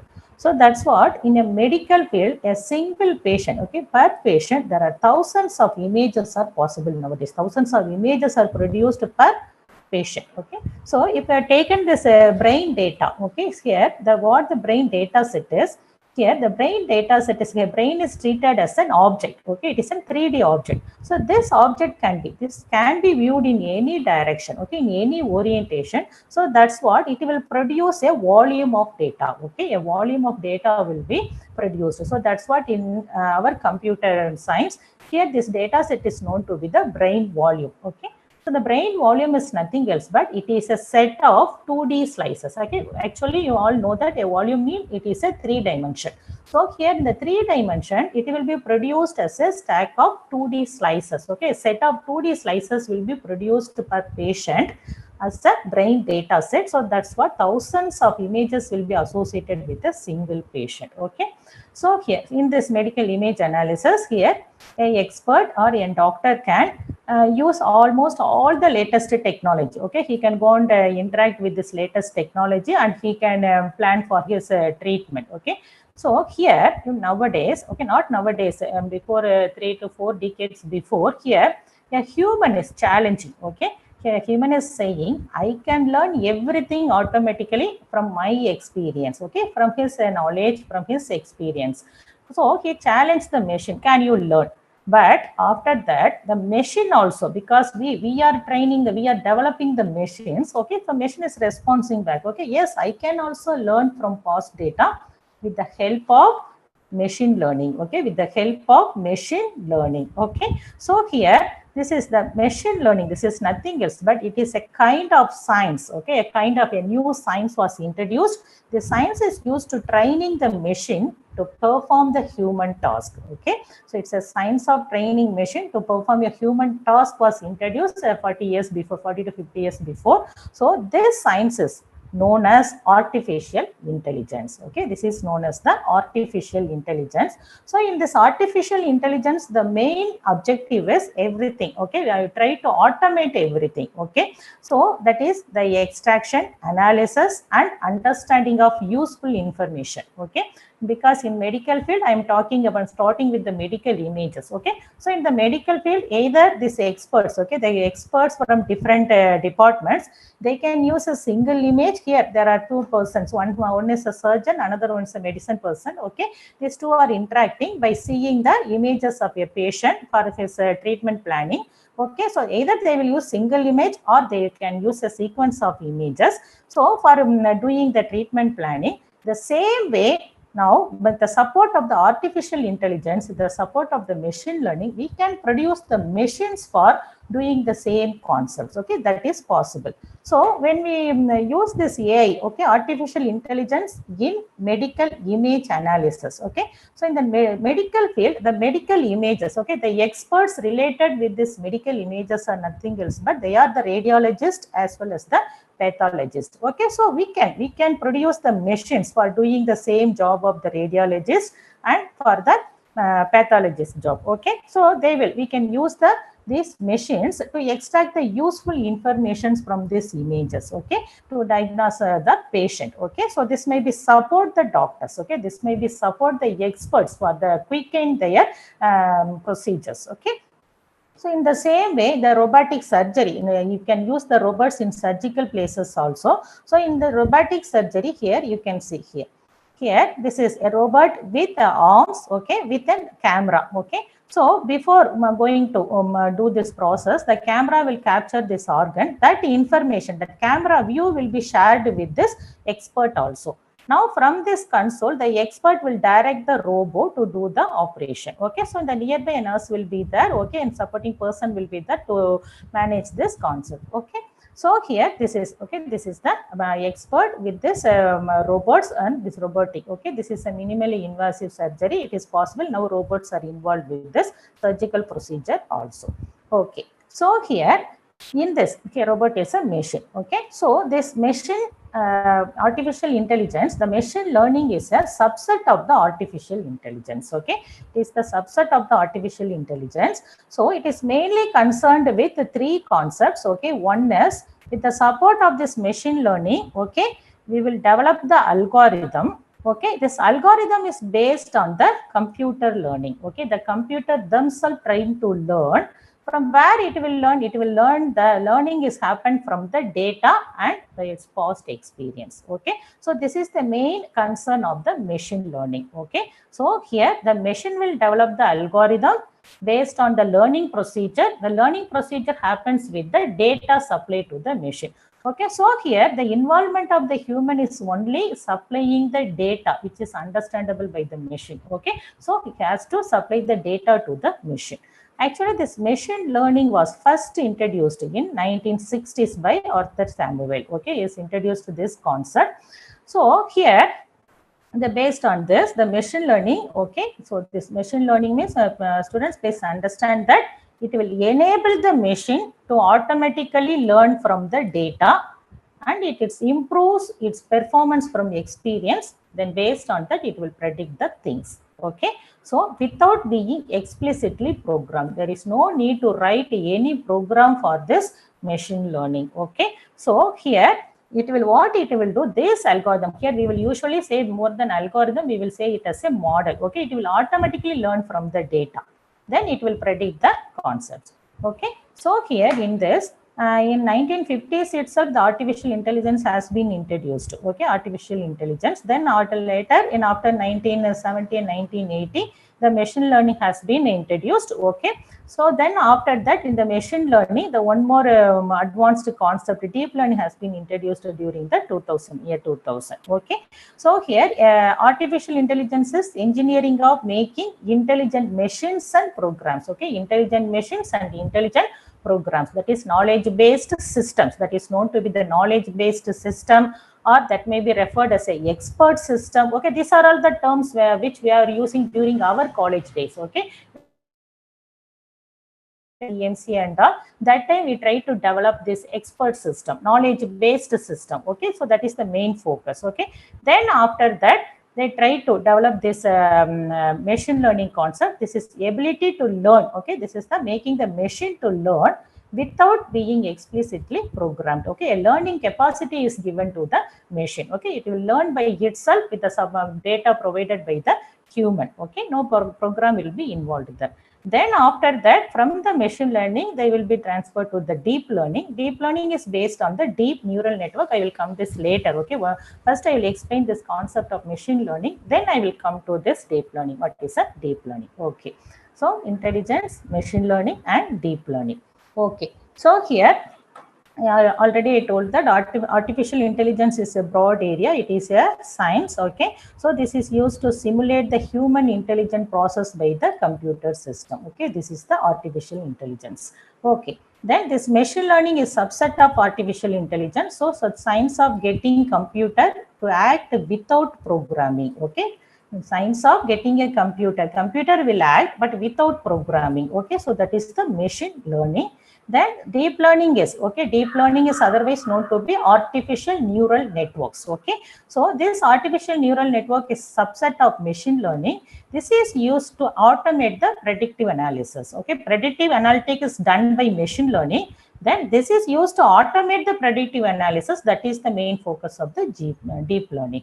Then inside the deep learning, you have a popular, so many architectures are there. In that, one of the popular architecture is convolutional neural network. Okay, this convolutional neural network is purposely, it is mainly worked with images. Okay, so suppose if you want to analyze the setup, because nowadays almost everywhere, in every places, you are capturing the images only. Okay, so that concept is known to be the computer vision. Okay, almost everything, all the data are produced in the form of images only, whatever be, even your registration form, your exam seats, everything. Okay, when you are submitting your online exam paper now, so everything in a image form only. Okay, so now we need a machine to analyze all these images. So that's what this convolutional neural network work with this image analysis. Okay, that is one of the very popular concept nowadays, architecture in deep learning. Okay, so this is one kind of artificial intelligence tool used in medicine on seeing. These are the images. Okay, tool in medicine with the medical images. So this is brain scan. These are all the brain scan. Okay, CT scans. Okay, so once in this tool, once you give this images, okay, a brain image of one patient, immediately in this top left corner, it will provide the interpretations. Okay, so here a kind of machine learning algorithm is that it will run with this. Okay, this will use these images and it will produce the classification results, because in each brain, okay, there are so many possibilities are there, so many abnormalities are maybe chances with this brain tumors, okay, brain aneurysms, okay, hemorrhages. Okay, so there are so many possibilities are there, diseases are there with the brain. So what this machine learning algorithm will do, it will analyze the images and it will display the kind of, okay, the possibility of each disease in a percentage. Okay, so this tool will, okay, this is a brain scan CT tool. So this will support the doctors. Okay, this will support the neurologists to take the decisions. Okay, in a quicker way. Okay, because otherwise he has to go and has to display all the images. Then he will go through one by one. Then only he will take the decision. But here, this tool will support him, okay, by giving this interpretation in this way. Okay, see this top corner, in this way it will give the interpretation. This will support, because here, see, in each and every disease it mentioned and the percentage of happening, okay, with this, okay, with this image, possibility with this image is given in the percentage. So on seeing this, he will take the decisions immediately. Okay, so that's what in this AI tool, this tool is based on the machine learning. Okay, this tool is based on machine learning. It acted as a decision support system. Okay, decision support system.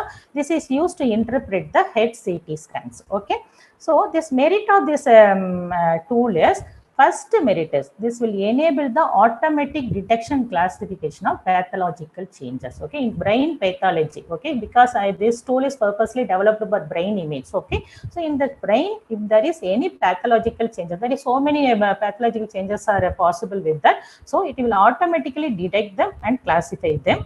And second merit is it will provide the doctors with additional information. We cannot replace the doctor, but it will support the doctor. Okay, so it will give an additional information to the doctors. So by using this information, say this third merit, it will allow for a faster and more efficient interpretation. Okay, this will support the doctor to take the decision quickly. Okay, so these are the advantages of using machine learning concept in a medical field. Okay, so in artificial intelligence, initially, so when they try to develop this knowledge-based system, because I already told that artificial intelligence is nothing else but is a kind of science or engineering to produce a machine or program, intelligent machine or intelligent program. So that's what I told, that it is a knowledge-based system. Okay, so here for that, here you will write a program. Okay, based on that concept, you will have to write the program, and then the program will be given to the system.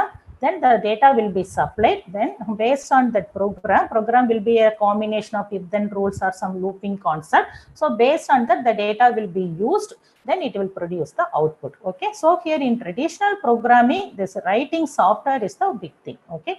So you all familiar with the programming labs in C, C++, Java. So many labs you are working now, Python. Okay. That they will give a task. They will ask you to write the program. Then you have to think and write the program.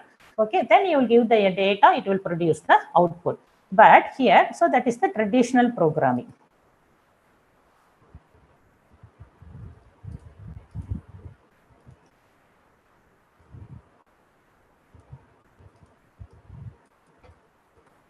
Okay, so this traditional programming, the main aim is automation. Okay, but whereas in the machine learning here, what they are saying is machine learning, there is no need to write any program. Okay, so here for that machine, you have to supply the data. Okay, you have to supply the data and a kind of output related with the data. Okay, that is known to be a label. Okay, so this data is this concept. Okay, this data comes under this concept. Okay, this kind of output also you will mention. Okay, this is my data and this is my expectation, this is my output. Okay, if you mention this, then what the machine learning, that algorithm will do, it will learn. Okay, it will learn based on your data. Okay, and it will train it itself.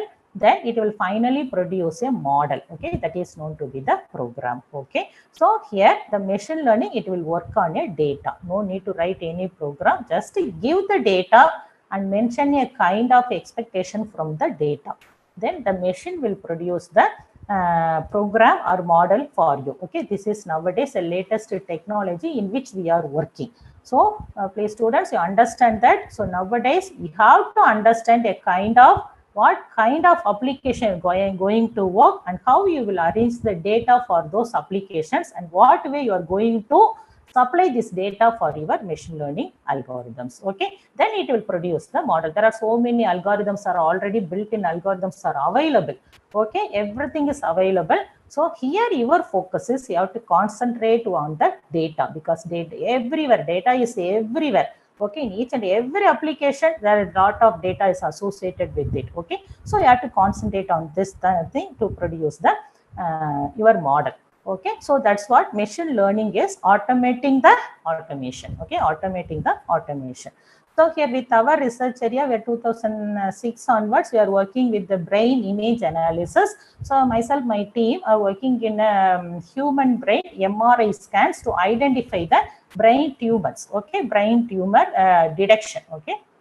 So in this, first we will try with this. While we start our, I told you now, in 2008, I received a project under DST. So in that, I first start with this artificial, try to develop an AI models. Okay, that is knowledge-based system in the traditional programming. So here, what I have to do, I have to transfer this human knowledge to the machine. Okay, to the artificial intelligence. Okay, so this intelligence I have to transfer into the program. Okay, so here on the brain, this is the brain image. In this brain image, I think you all know about the brain. We have two portions, left brain and right brain. Okay, left hemisphere and right hemisphere, we can say this. So these two brain, when you along this, okay, along this vertical line, okay, this is known to be the longitudinal fissure. Okay, in our brain, in between, okay, along the longitudinal axis, we'll have a fissure. So in about this fissure, both this left side and right side will be almost symmetric. Okay, this will be almost symmetry. Okay, so when a doctor get an brain image, okay, will get a brain image, he will check, okay, this about this vertical line, it will, okay, only this image will be coming to him. Okay, so about this line, he will check whether the symmetry is appear or if they're missing the symmetry. Okay, if the almost symmetrical, see about this line, if this first image is almost symmetrical about this line, now he can understand that this is the normal image. Okay, if the symmetry is missing, okay, if there is an asymmetry about the line, then he can identify that some abnormality, some disease is happening with this image. Okay, so this is the knowledge used by the experts. So what we did is we transferred this. Okay, we transferred this knowledge to our program. Okay, first we have taken the image and we will divide the images into left hemisphere brain and right hemisphere brain. Then we will compare both the brains. Okay, both the portions for measures are available. Using the symmetric measure, you can check whether the both are in a symmetric form or the symmetry is missing. Okay, that in that way you can check. For that, you have to develop your knowledge system. Okay, that is known to be the expert system. Okay, so for developing knowledge based system, so first I have. Then next is about the vertical line. I told you about the vertical line. So the vertical line, where it will be passing through the fissures. It will be passing through the fissures. So these many knowledge you have to first study. Okay, you have to understand. So about the fissure, I have to capture this vertical line. Then, okay, so for this, I have developed one knowledge-based system. So in the knowledge-based, this expert system, okay, it's a kind of expert system. If you have studied an artificial intelligence paper, you can familiar with this concept. For define any expert system, so you have to define, okay, because I consider that a kind of robot, a kind of expert system. First, you have to define what is its search space, okay, where it has to work. Okay, so what is its search space? What will be its initial state? What will be its goal state? And what kind of rule it should be followed to identify this thing. Okay, so I am developing this expert system to identify the fissure. Okay, to identify the fissure, which is nothing else but it is a vertical line. Okay, once I capture the vertical line, then the portion available this side is the left brain and the another side is the right brain. Then I can easily compare it. Okay, so here my target is I have to identify the fissure. So for that I have to develop I define this expert system and a small algorithm will be written for this expert system. Okay, so for the expert system, my step is first you start with the initial state. Okay, you start with the initial state because in the previous slide I am specify what is the initial state for it, what is the goal state, what is the search space. Okay, so in first it will start with the initial state, that is my step one. Then it will start its search in the space. I define the space using the rules. Okay, using the rules, and it will use the rules to check whether it reaches the goal. Okay, so that is for that the step-by-step procedure is given that. Okay, start from the initial state, do the search in state space. Okay, space, and it will use the rule. Okay, next it will use the rule. Then it will search for the goal. Once it reaches the goal, it will stop the process. Okay, it is the algorithm. So in this way only you have to develop your expert system previously. Okay, in previously. So we have developed several expert system and we have published our papers. Okay, in Computational Biology and Medicine, Elsevier paper, 2 papers are published. Okay, that is with the traditional programming. Okay, started our work with the traditional programming, traditional artificial intelligence systems we have developed. Then after slowly this machine learning concept entered into the field. Okay, so what is this machine learning concept? In the machine learning, no need to give any programming, anything, any concepts. Okay, it will not based on any programming. Okay, it expects, okay, for machine learning it will expect what is a data, what do you want to take from the data. Okay, that's what data and output is alone enough for me. You say it, then I will find. Okay, that is the concept of machine learning. So in this, here my focus is I am searching for tumors. Okay, I am searching for tumors with the brain images. So here as a programmer I have to define, okay, I'll give the tumor image and then I will define the tumor features. These are, okay, tumor is like this, Okay, its size is like this, its shape is like this. Okay, feature in the form of, if intensity is like this, here see in this image, here you will have a bright portion. No, this is the tumor portion. So everything, intensity, its shape, size, texture. Okay, these are the some feature. I have to define all this. If these are all like this, then that is known to be the tumor. In that way, here as a programmer, I have to define. So once I define this, then the machine learning, it will go and develop an algorithm and it will generate a model. So for doing this, the development, for developing this machine learning model here, you have to depend on two phases. One is the training phase, another one is the predicting phase. Okay. So in the training phase, it is you are going to, because already I told that the machines are learned based on the given data, okay, iteratively, okay, until it will reach the expected accuracy. Okay. So the training is iterative learning until finding the best model. Okay. So here, this is my input image. What is my images? Input is my brain images. So in this brain images, some images, the tumors, identifying the tumors we can classify into two ways. One is the benign, another one is the malignant tumors. Okay. Benign tumors, there are differences are there between them. Okay. Benign is one kind of surgical process you have to use for benign tumor. The another kind of surgical and medication process should be added for malignant tumors. Okay. So that's what, well, given the image itself, I have to specify this is the brain tumor image and I have to specify this is the malignant tumor.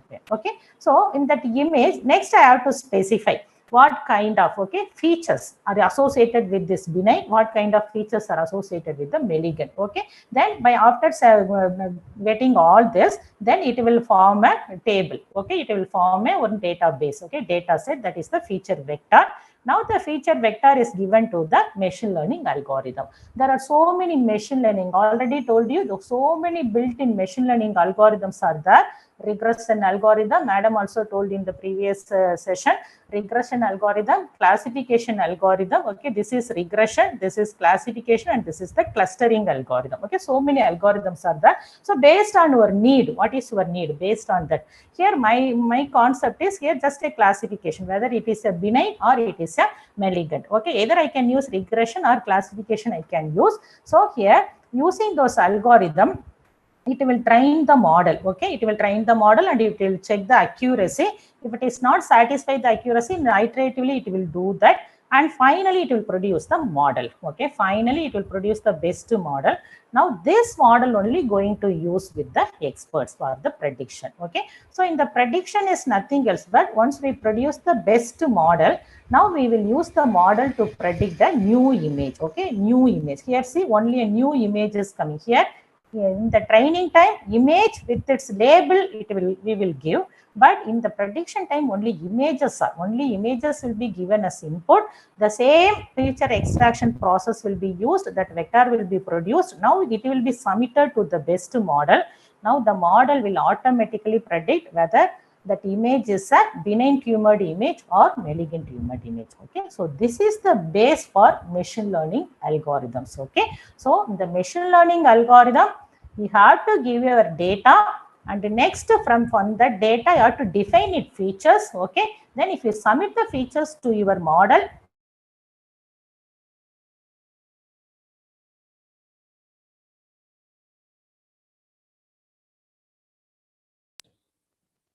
Excuse me, ma'am. Ma'am, your voice is not audible.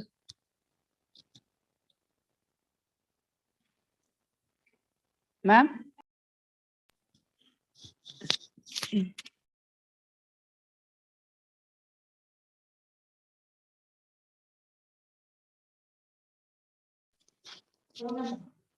Excuse me, ma'am. Ma'am, your voice is not audible, please.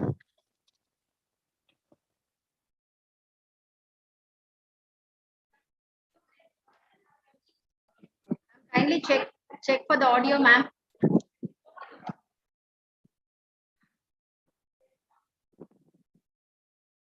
Hello, ma'am. Ma'am, kindly unmute yourself, ma'am.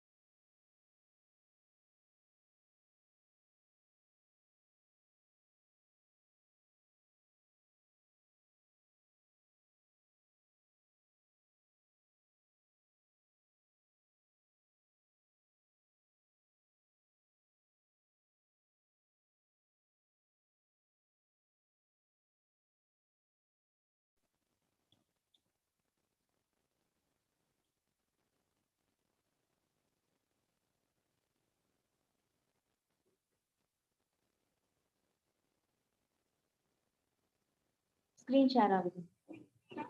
Yes, ma'am. Ma'am, your screen is getting shared, ma'am, but voice is Voice- not audible. Voice கேட்கல ma'am.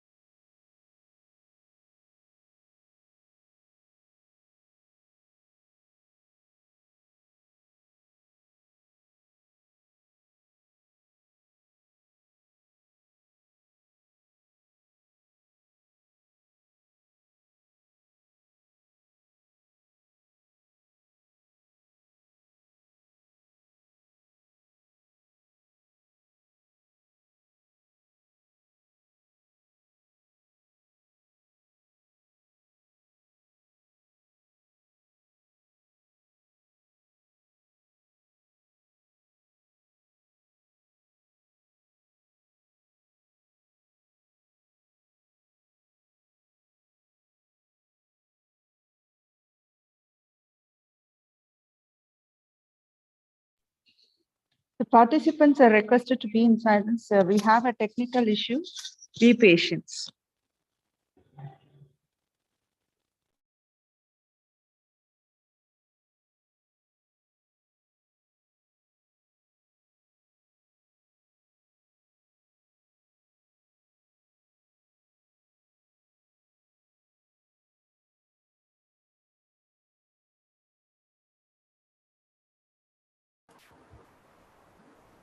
Hello, am I audible?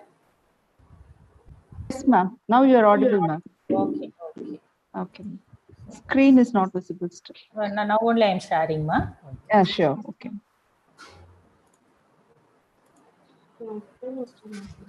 Is it visible now? Yeah, yes, ma'am. Yeah, both Okay. are okay. Okay. ma'am. Okay, so that's what. Okay. Sorry, students.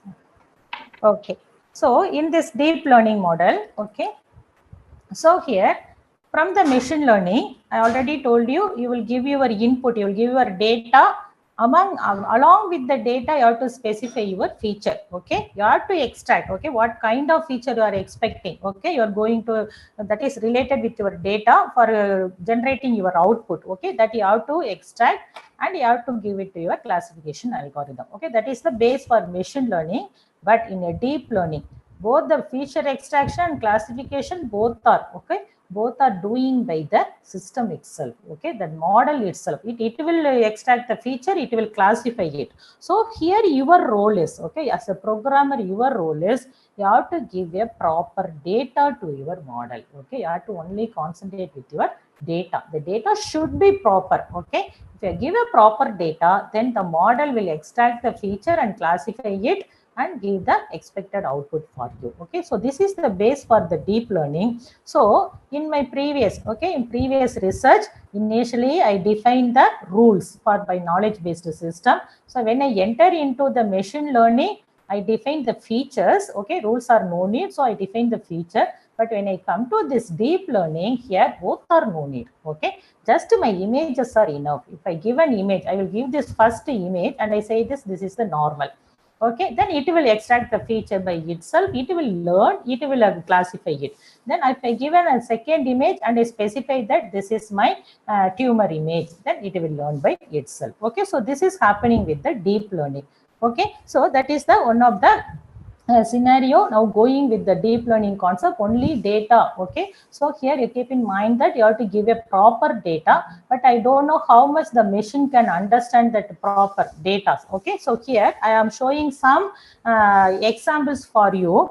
So these are some kind of images which may be given to a deep learning models, okay, to identify a puppy dogs. Okay, to identify a puppy dogs. Here see, this in this here the first one is a dog and second one is the beagle. Okay, kind of a nut. Okay, beagle, and third one is a dog. Okay, dog may be in this shape. Okay, maybe sleep in this shape. So we can give this image to train the model. Okay, to develop the deep learning model. But sometimes this can be mixed with this beagle also. Okay, it will misclassify it. Okay, mislead it, not misclassify, mislead the model. So that time you have to that the deep learning model has to understand the difference between this beagle and dog. Then for that you have to give lot of images. Okay, you have to give more images, then only you can get a perfect model from the deep learning. So here see, once again same, this a dog identify model. Here this dog is a sheep dog, may be sometimes confused with the mop also, sometimes confused with the mop. Okay, then see here, see once again a dog identification model. But here a Chicago, this is a kind of dog. This can be confused with this muffin also. Okay, see both are similarly, mostly they are similar. Their face structure is similar. Okay, so here, because what they are saying in deep learning, no need to define anything, just to give the data image, then it will train itself and it will produce the output. So that time you have to give a perfect data. Okay, for Chicago, in order to not it will confuse with the muffin, you have to give some additional images of this dog to the deep learning model. Okay, so here see, and fruit identification system maybe, but here and cut view of an apple, but this apple may be confused with this barn owl face. Okay, so here, and this is a kind of parrot with guacamole. Okay, it is a kind of avocado dish. Okay, these two can be confused. Okay, so these are the so many confusions are possible while giving the data to our model. So here we must be careful. That's what nowadays we are concentrating this data science concept. Okay, you have to learn about, not is a simply data is not enough. You have to learn about the science of data. Okay, how a parrot will be, what kind of features will be useful to the model to identify and separate the parent from this kind of this dish. Okay, so everything you have to understand and you have to prepare your data. Okay, so in this deep learning, and other than that, other than this data, the rest of the concept with the deep learning are, these are the some of the basic concepts. You can use activation function, optimization, loss function, regularization term. There are so many concepts are there with the deep learning, and so many architectures are there.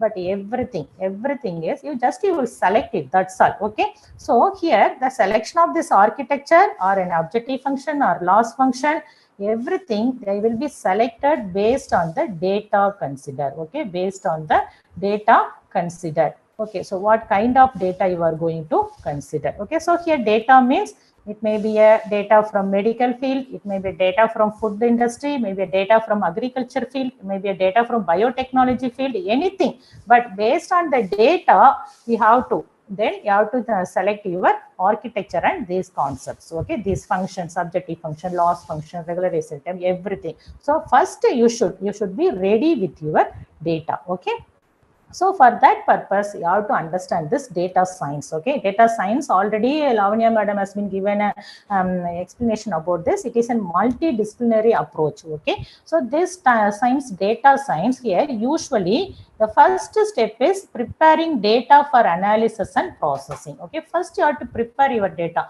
on the way you cannot not just take the data and given to this model. Okay, you have to prepare the data for analysis and processing.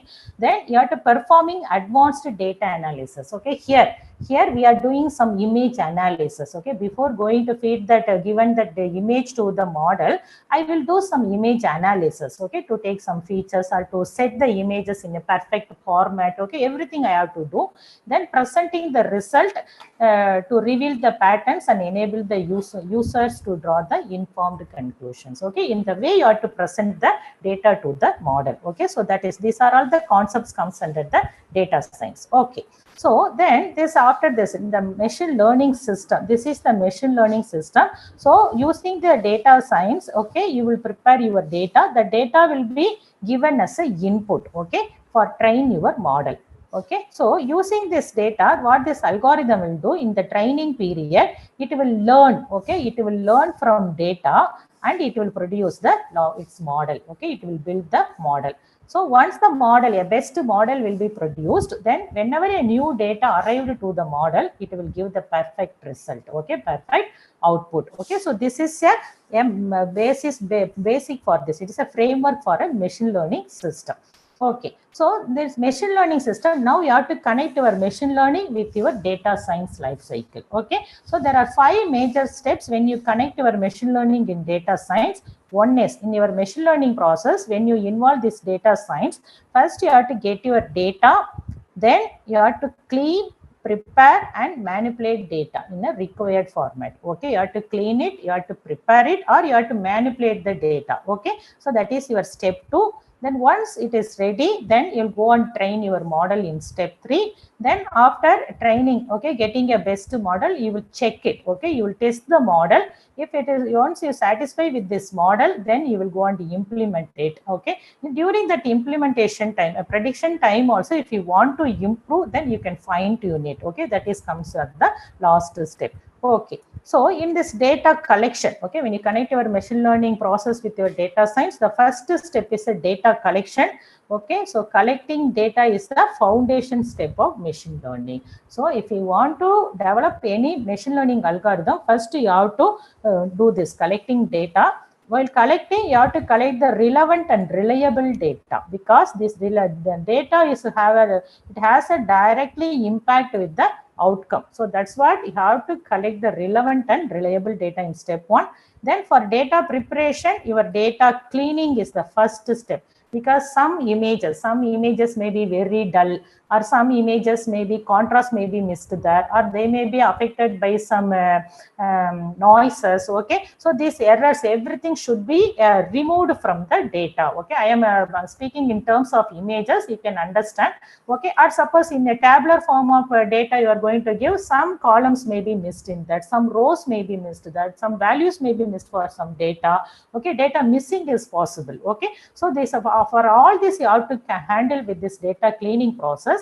Then after that, before going to feed your data, all the data should be in a same format. Okay, they should be standardized. You have to standardize data into a same format, that is single format. Then the data set, you can use the data set, but in the machine learning, I told there are 2 phases. One is the training, and next is you have to testing. Okay, so in the data set itself, you have to split it. Okay, what will be used with training and how much data will be used for testing. Then training the model. In the training the model only, the learning is happening. So for the learning process, it will predict the output, helps to predict the outputs. Okay, so the output, it cannot comes within the first iteration itself. Okay, it is a loop, iterative process. Okay, it will again and again, it will get that is like a coaching. Okay, like a coaching concept, training concept, an iterative process, and it will, because practice makes the machine perfect. Okay, so in iteratively you will train it until you satisfy with the accuracy. Okay, until you produce a best model. So the step will be repeated again until it will reach the accuracy. Okay, then model evaluation is the testing concept. Then once the best model arrived, you will test the model. Once you satisfy with the model, then you can use the model for your prediction. But during the prediction time itself, if you want to improve it, because if some of new concepts can be added with that, then you can add it and you can fine tune your prediction and finally you can deploy it. Okay, so these are the machine learning process with your data science. Okay, then how to get the data set of your machine learning. So here I am speaking about the input the data. Okay, how can we give the data? Okay, data set is, you all know that it is a collection of data arranged in some order. So here I am showing one table. Okay, so mostly the data set is in a table format. Okay, mostly the data set or database table format or in a matrix format. Okay, so in that each column represent a particular variable. Here see, in this column it is a time variable, it is the yield variable. Here this column is product variable. Okay, so each column is a particular variable, each row represents the fields of the data set. Okay, so the most common supported file format is CSV. Okay, if you are using the table, okay, data set in a database table, mostly they will be stored into the CSV format. Okay, it is a Excel format. Okay, so in that format you can save it. And otherwise, if you go with an advanced concept in computer science, the people can understand that in JSON file also sometimes you can use it. Okay, then this type of data may be numerical, categorical, ordinal. Okay, so here in the machine learning, while preparing the data set itself, you have to carefully organize those data set. Okay, in the entire data set, now you will divide the data set into for training set and test set. Mostly 80-20 that percentage will be used for training set and testing set. And in the training set, again, you will use some data for training and some data for validation. Okay, so in this way you have to, okay, this blue color bar, these are associated with the data science. Okay, so in this 3 bars, you have to carefully arrange your data. Okay, training data set and test data set. And even nowadays, very popular machine learning data sets are available. Google data set is one of the very popular data set available with this for doing your program with Python. Okay, here you can find any kind of data, with any application data, you can download it. Or even if you are having your own data set, you can publish this also. And here a lot of machine learning scientists are working, their engineers are, you can work along with them also. Okay, this is one of the best data set to work with. Okay, now data set is over. Next, you have to understand this machine learning algorithms. Okay, so in this machine learning algorithm, they are categorized into 3 types: supervised learning, unsupervised learning, reinforcement learning. Okay, the supervised learning means here data, for each and every data you have to mention the label. This is my data, the data is in this form. Okay, that you have to mention the label. Unsupervised, no need, just to give the data. Suppose you don't have any idea about your data, but you want to use it with machine learning algorithm, you can go with the unsupervised learning. Or reinforcement learning is, it is a kind of trial based concept. If you want to produce a machine and trial and error based, then you can use this reinforcement learning. Okay, so this is the machine learning algorithm: supervised, unsupervised, reinforcement. So in this again, here this supervised is the regression, decision tree, random forest, classification. Okay, now for classification, these are all the algorithms. Okay, the same way unsupervised, clustering, association analysis, hidden Markov model, reinforcement also one kind of that. So in this, some algorithms are used with continuous data. Okay, some algorithms, suppose you all know that you can have a discrete data or you can have a continuous data. So for discrete data, you can make use of some algorithm. For continuous data, you can make use of this algorithm. Okay, so this chart is showing all kind of combinations to select your machine learning algorithm. So in your data, if you are very much having a knowledge on your data, whether your data is discrete data, that is categorical data, or your data table is in a continuous form of data, then is there any labeling, that is any label is associated with data? So based on that, you can choose your algorithm. Okay, so this regression is based on fitting this plane. Okay, you have to select this plane. It's mostly used to separate the data point based on this plane. Okay, then for regression, a famous regression algorithm are linear perceptron neural networks. And classification is, you have to, this is mostly here, regression is mostly used with the continuous phase, but classification is used with the discrete values. Okay, so in the discrete values, it will finding a curve. Okay, it will finding the curve and it will separate the 2 kind of, okay, different groups. Okay, classify them. and cluster. So these are the some of the famous algorithm for classification: support vector, neural network, maze, logistic regression, k-nearest. Then clustering also you can use. Okay, it is grouping. Okay, for grouping you can. These are the 5 groups. This concept you can use. So these are the some of the popular machine learning algorithm. Okay, popular, and there are 10 algorithm I listed here. Okay, for to know about the concept used with each algorithm, you can refer this Java T-point. You can go there. There they are giving machine learning algorithm tutorial is there. You can go and check this algorithms. Okay, so here and before that, okay, by choosing, because you can have some idea. Because suppose for my application, this is my problem. How this machine learning will help to solve my problem? Okay, and in what way, what kind of outputs it will extract, what kind of insight it will extract from my application? Okay, how it will do? Okay, instead of this, are so many questions may be arrayed in your mind. Okay, so for what kind of algorithm I can use for that? Because you are saying there are so many algorithms based on a supervised, unsupervised, reinforcement, continuous, discrete. Okay, so in which algorithm will be helpful to my domain? So to know about that, you have to, okay, you have to first ask few questions yourself. So here your application, okay, you are going to develop a machine learning algorithm for, that is whether this output, the prediction is A or B. Okay, that is a binary classification. If the prediction is A or B form, then you can make use of this algorithm. Okay, logistic algorithm. Okay, then binary classification. No, my prediction, maybe my data maybe belongs to different groups, not only with 2 groups, it may be belongs to different groups. If suppose I am searching for a particular animal in a forest, okay, that animal may be this one or that one or that one, this may be chances are that, then that comes under the multi-class classifier. Okay, if suppose if you want to do the multi-class classifier, you can make use any one of this algorithm: random forest, XGBoost, k-nearest, ANN. Okay, so likewise, then or sometime I want to know how much or how many. In that way, I want to expect my result. Okay, in that way, regression can be, because I already told you how much a quantity if you want to involve, then regression will be continuous form. So regression will be naturally involved with that. There you can use with the linear regression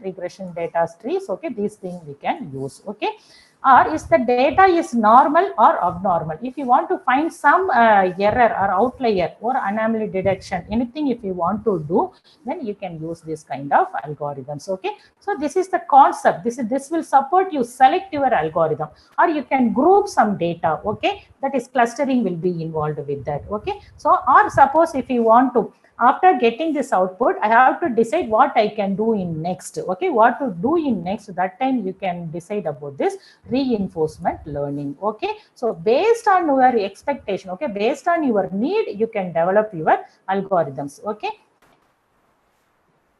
so with this I can I have completed my talk with this. Okay, if that time is there, can I continue to show 2 examples I'm having?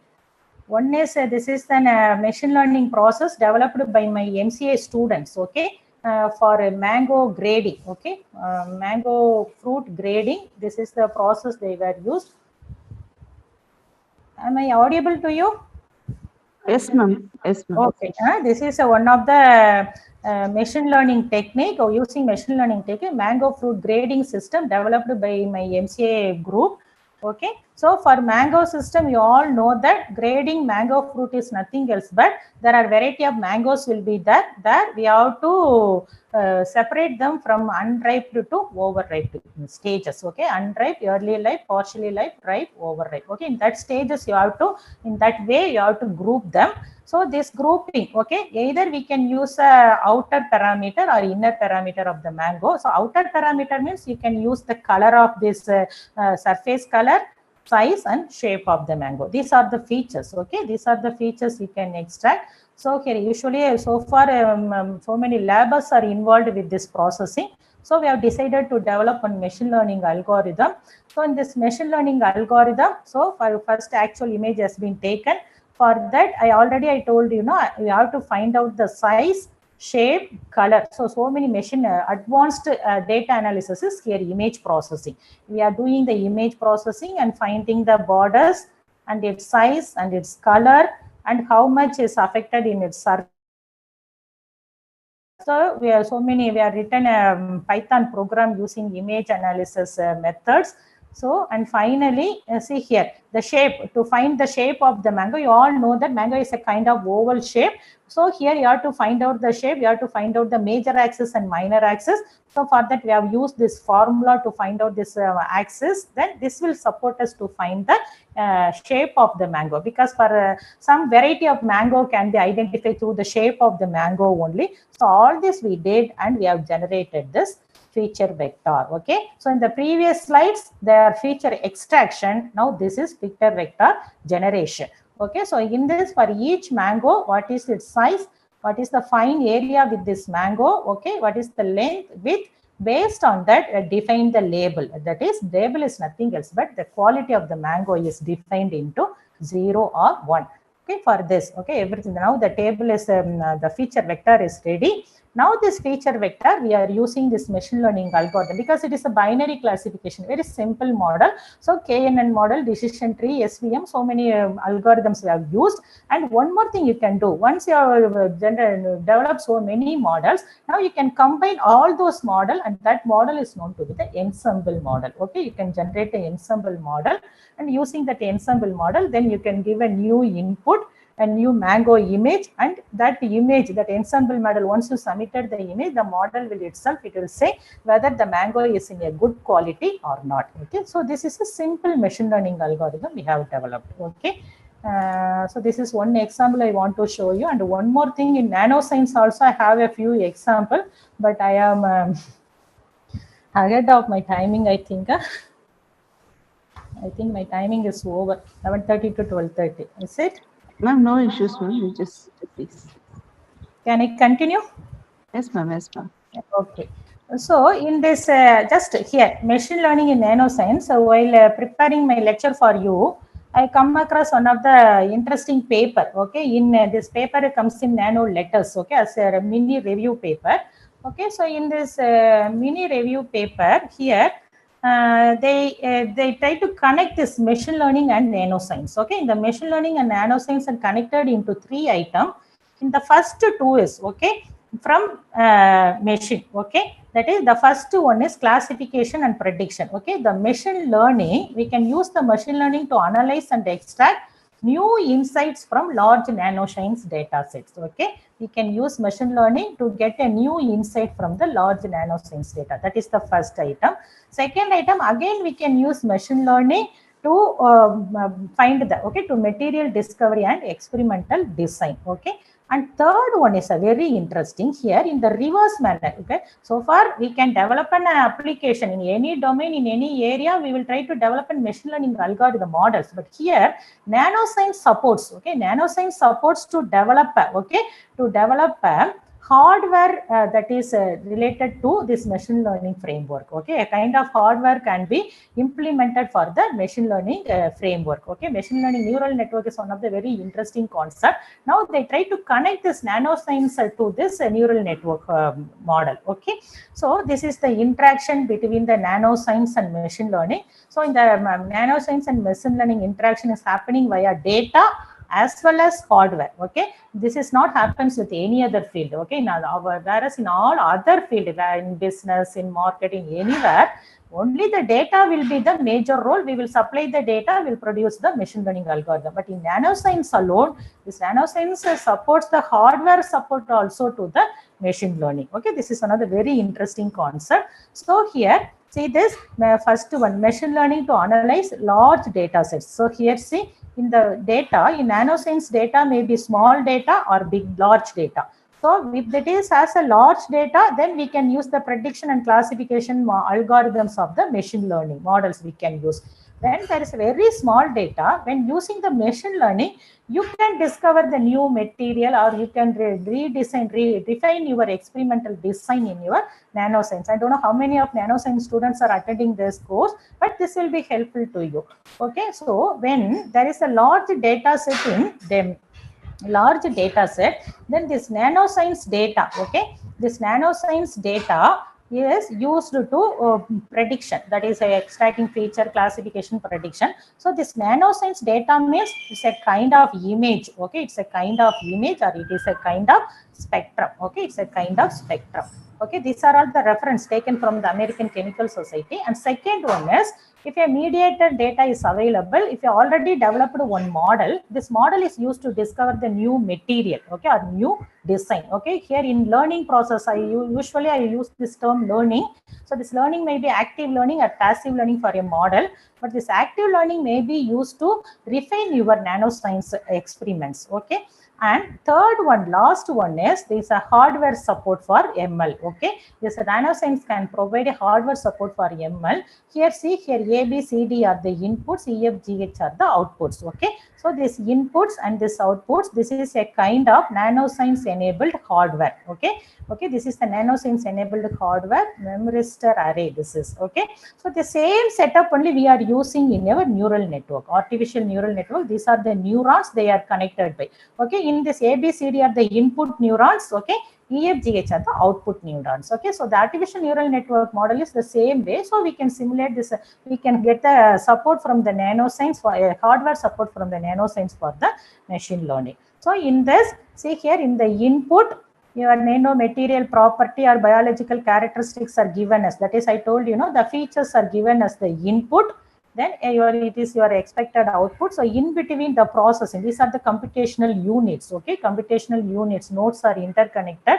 So here this computation, okay, your spectrum, they are connected with some nodes and their interconnection for the computation. Then these will be simulated with a kind of function. Okay, so that's what a human brain neurons and their interconnections, they are taken as a base for artificial neural network model of the machine learning. There are so many models are available in artificial neural network. So in this model, here inputs, I'll leave the inputs and outputs in between for the computational unit. Here each and the nodes are nothing else but they are the nonlinear function of some weighted sum. Okay, these things you have to define. Okay, what is the weights associated with each feature, that you have to define, and what kind of nonlinear function. Okay, what will be your expected output. Okay, you are expecting a binary output or group output or any predictive value on any continuously anything. Based on that, you can define the function. Okay, that is one kind of neural network. That's convolutional. I told you, it is used to process the your nanoscience images or spectrum images, anything. This will be used to process. Okay, some kind of pooling convolution involved that. Or sometimes, if suppose if you have a large data, okay, you want to match in between process, you want to reduce the dimensionality, and finally again you want to match the data with it, a kind of compression scheme if you want to involve, then you can go with this auto encoder. And this generative adversarial network also, it is a combination used to identify the real or fake data from the given data set. Okay, so these are the some of the advanced data that is models, architectures available with the machine learning, artificial neural networks. They are known to be the deep learning concept. Okay, and deep learning, if time permits, in future, if I have a chance, then I'll come and take you. I will explain this concept. I think I can stop my lecture with this. If you have any doubt, you can ask me. Thank you. Thank you all. Thank you, ma'am. Now we have some participants to have questions, ma'am.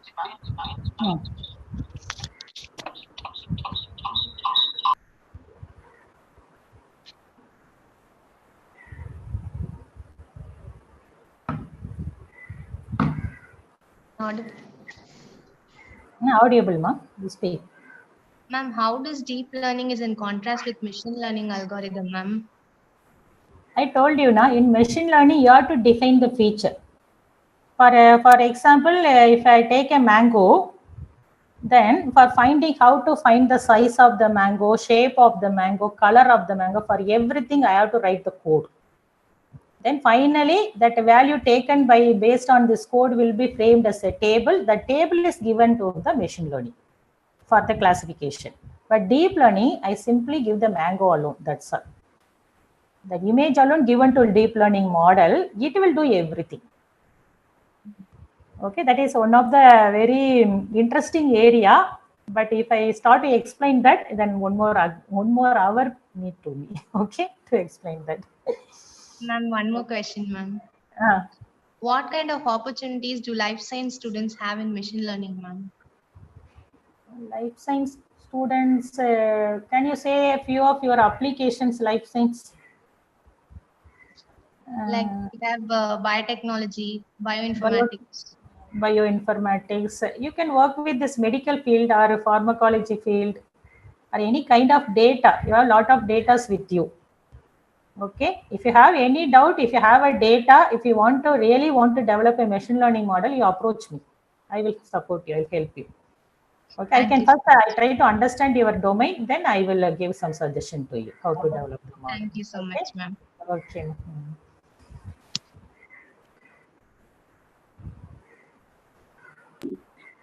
Thank you, ma'am. Thank you. And we have another participant. Okay.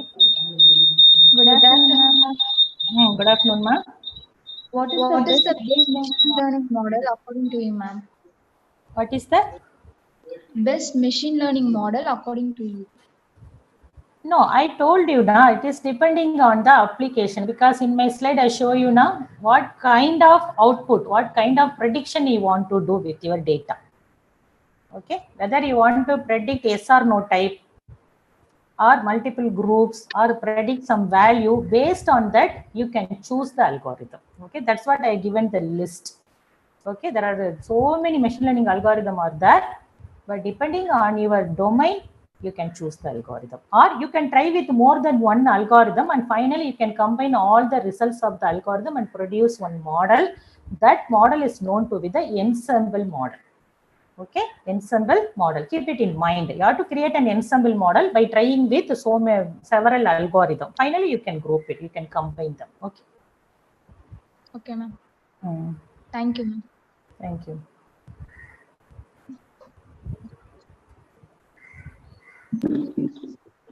Yes, ma'am. Ma'am, we have one more. Good afternoon, ma'am. Good afternoon. Ma'am, from where I can get data sets for healthcare, ma'am? From Google you can get, ma. Google I given no. Kaggle, Google. There you can get. There so many machine learning engineers are working. So many institutes are associated with that. You put your domain name with the data set, then you can have some idea about that. Okay, Google is Okay, enough ma'am. to work with. Okay. Okay, ma'am. Thank you, ma'am. Otherwise, one thing you can do, you can create your own data set and put it in Google. Okay, ma'am. Good. Mm.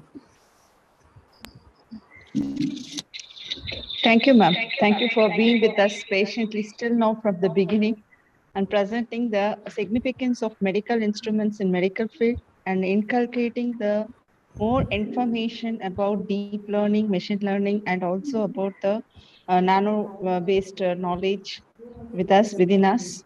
And I would like to thank you for spending a valuable moment with us during this occasion. Thank you so much. Thank you, ma. Thank you. Thank you. Okay. Shall I leave? I think its next speaker will be ready. Huh? Yes, ma'am. Okay. Thank you so much. Thank you. Okay. Now I request Mrs. U. Hemmarni, Head Department of Computer Science, to introduce the Chief Guest, Dr. P. Rajeshri, Associate Professor, Department of Biophysics and Crystallography of University of Madras.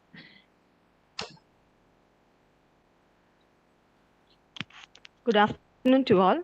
It's a great pleasure for me to introduce our speaker for this session. Dr. P. Rajeshri is a faculty at the Center for Advanced Study in Crystallography and Biophysics. She completed her doctoral degree in biochemistry and immunology from National Institute of Research in Tuberculosis and ICMR Institute. She did a postdoctoral fellowship at Singapore Institute of Clinical Science and A-Star Institute. Later, she moved to SRM Institute of Research and Technology as assistant professor and handled research projects of MDS program. The primary research focus of our lab is to study immunodynamics and interface with regard to bio-nanomaterial, phytochemicals for biomedical applications by integrating the field of biophysics, nanotechnology, immunology, and biochemistry. She has received 6 project grants from various funding agencies as PI and co-PI. In collaboration with numerous colleagues, Dr. P. Rajeshri has published over 30 journal articles and has published 2 patents. We are very happy to have you here, madam. Thank you. So thank you for the kind introduction. Before I start, I thank the organizers, Professor S. Balakumar, sir, and Dr. Uma of Prince Venkateshwara College, principal of Prince Venkateshwara College, for giving me this opportunity to present on the topic bioinformatics for healthcare. So let me share the screen.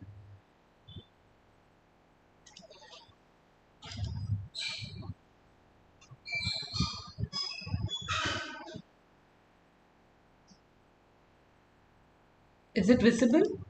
Yes, ma'am. Yeah. Okay. So before starting, because this webinar is in commemoration with the National Science Day, so which has been actually declared on the discovery of Raman's effect. So remembering that, we are celebrating the National Science Day. And our department where I'm presently working, the crystallography and biophysics, was founded by Dr. G.N. Ramachandran, Professor G.N. Ramachandran, who is a direct disciple of C.V. Raman, Dr. C.V. Raman. So this person is actually is the founder for this department and has immensely contributed towards bioinformatics. They used to say he lost the Nobel Prize in a line of matter of fact. Otherwise, he has to be a Nobel Prize winner.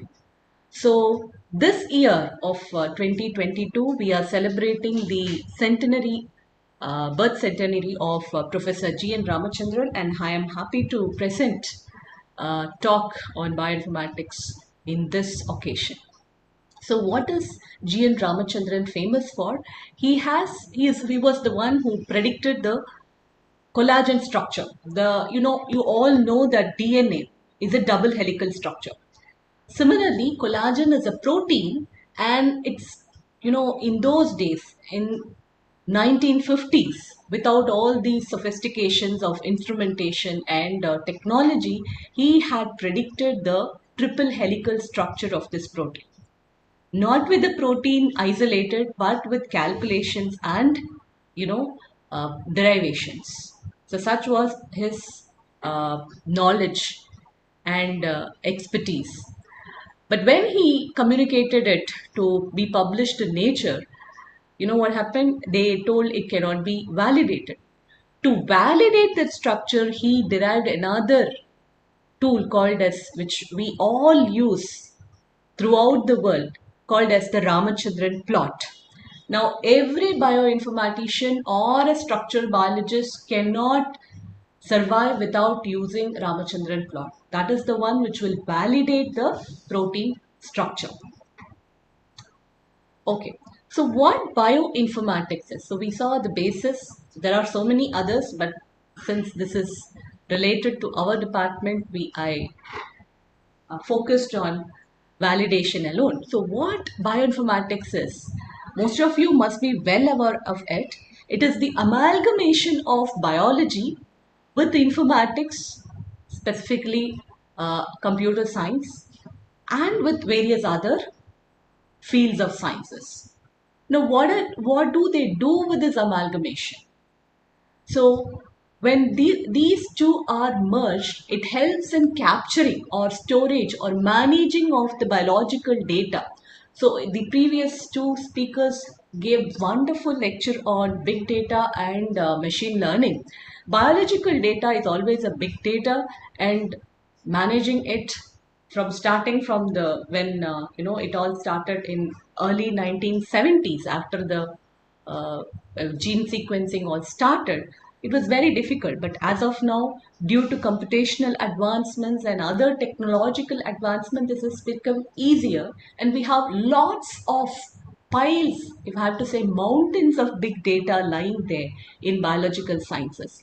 So bioinformatics helps in managing this data as well as to analyze it, structure it. Data as such, is not of much use. It has to give some value. So how do we get value from data? You have to structure it and analyze it. As we saw, you can use either machine learning tool or various other computational tools, analyze the data and get meaningful application, meaningful information, which can be primarily used in healthcare and other fields also. So essential for the management of data in biology and medicine. So as I told earlier, it is highly interdisciplinary nature. So that has to be integrated. So bioinformatics is not just biology and computer science or informatics alone. It is also a merge of engineering, chemistry, statistics, mathematics, and biochemistry. So when we have to predict a drug, naturally we need to know about the chemistry of compounds. So if I have to analyze the data of a biological material, I need a technology which makes it easier. So we have to depend on engineering. Okay, if there is a bigger amount of voluminous amount of data, so there comes the analysis part, which we rely with statistics and mathematics. Of course, biochemistry helps in diagnosis and in understanding the basic molecular mechanisms in life sciences. So that is not it.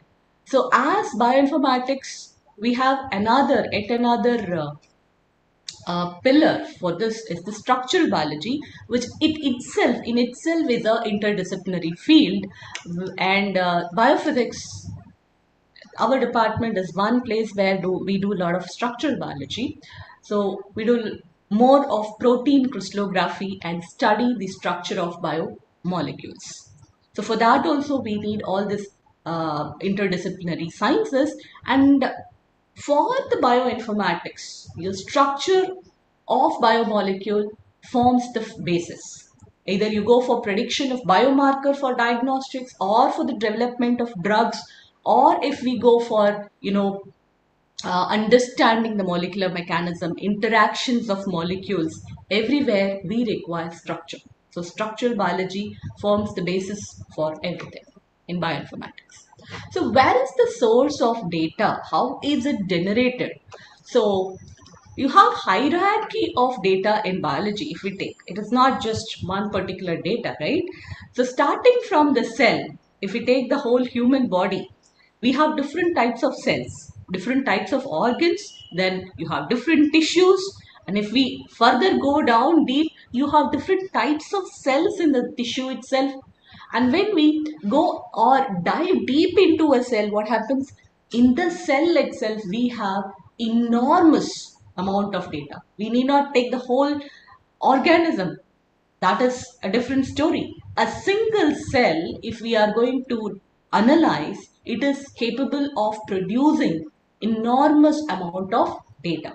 So what are the data which we can get from a single cell itself?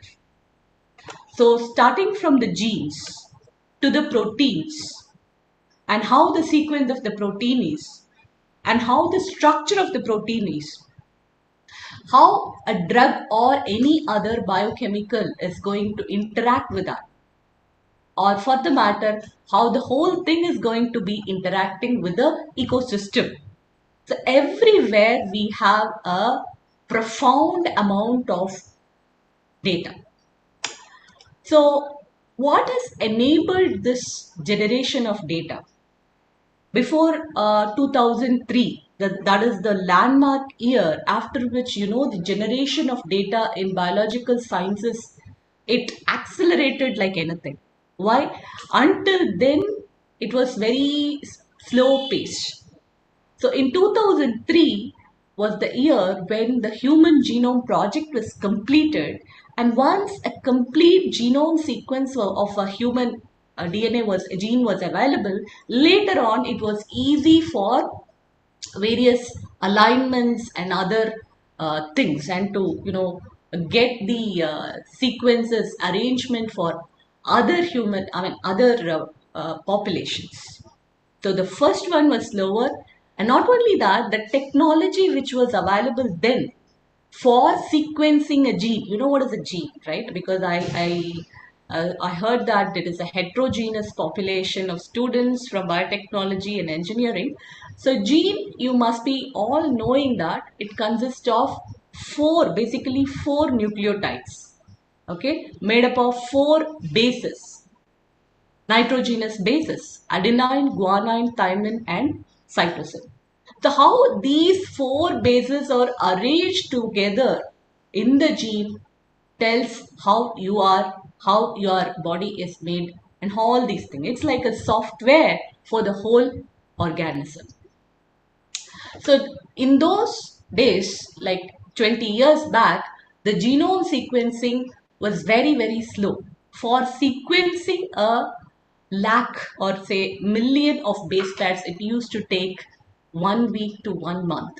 But now the whole genome sequence can be, for a human cell, can be done within 3 or 4 days. That much of fast technology has been developed. So the next generation sequencing NGS technology, along with mass spectrometry like LCMS and other spectrophotometric techniques development, Orbitrap, okay, MS, these mass spectrometry enables the easy enumeration of proteomic profile or the metabolomic profile. Now, what are these? Genome, metabolome, proteome. So let us see one by one. So genome is the entire sequence of DNA for a particular organism. So that is genomics, and in bioinformatics we can analyze the DNA sequences, how it is, okay, or we can also do expression of analysis. The DNA, how the DNA is expressed in each type of cell. So as you all know, we are made up of multiple type of cells, is it not? So in all the cells, the DNA or the genes are not going to be expressed equally. Okay, say if you must be knowing, I believe, that we have at least biology background students must be knowing that our cell has almost 3 billion base pairs. The genome of humans have the 3 billion base pairs. But these 3 billion base pairs are not the ones which are going to be expressing or translating into proteins. There are nearly 30,000 genes on you. So which is approximately equivalent to 10% of the genome.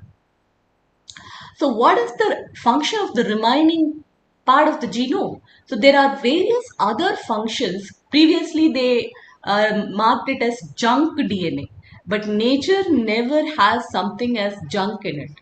10% of workable material and 90% junk, that's not possible.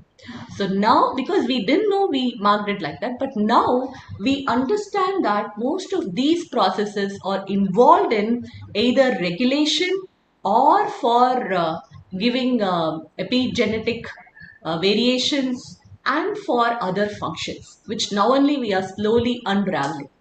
So expression analysis is an important aspect of genomics.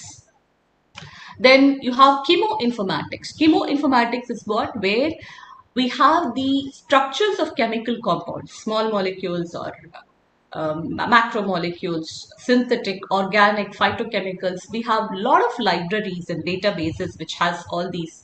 So that forms the branch of informatics called as chemoinformatics. And this is mainly used for development of drug in case of bioinformatics. So there we use high throughput screening for predicting the plausible drug candidates.